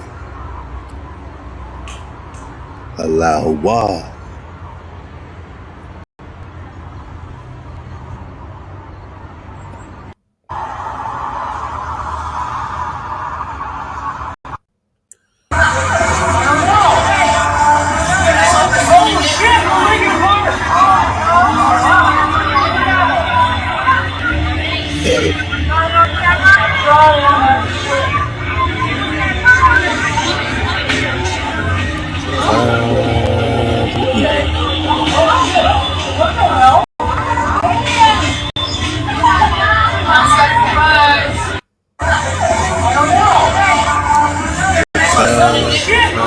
Dracon in the ether. Fire in the sky. Is it an omen? Is it prophecy? Or we just talking dragons? Everywhere, man. I'm out of here, boss. I'm gonna drink my tea, man. Spend hours on hours of Drop Nation Drive, man. From Drop Nation exclusive at 432 The Drop Radio. Yeah, boss. I see intelligence right here, boss. This dragon look like he just surfing the wave. The water to the cons, the water to Drop Nation. We might get this drop another time. I was hoping I had time to surf the wave, but I got the hiccups, man. I'm out of here, man. I'm gonna drink some water. Yeah, this is off crunchyroll.com. Sort of connected to the Antarctica ice wall drop. We'll get it another time. Nah, man, we'll get it another time. Don't trip, man. We'll get it another time. Just remember, man. Columbus came over here and he found a garden of Eden, man. The Garden of Eden. The earthly paradise. Killed everyone. He thought he had found the outward traces of the Garden of Eden, the earthly paradise, although he believed the garden itself must lie further inland and be situated high up. We staying high, man. We staying high.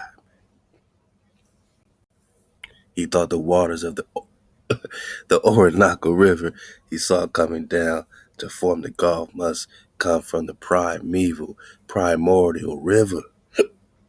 That water flowing out of Eden. Yeah, man. Mount Roraima. Got that water.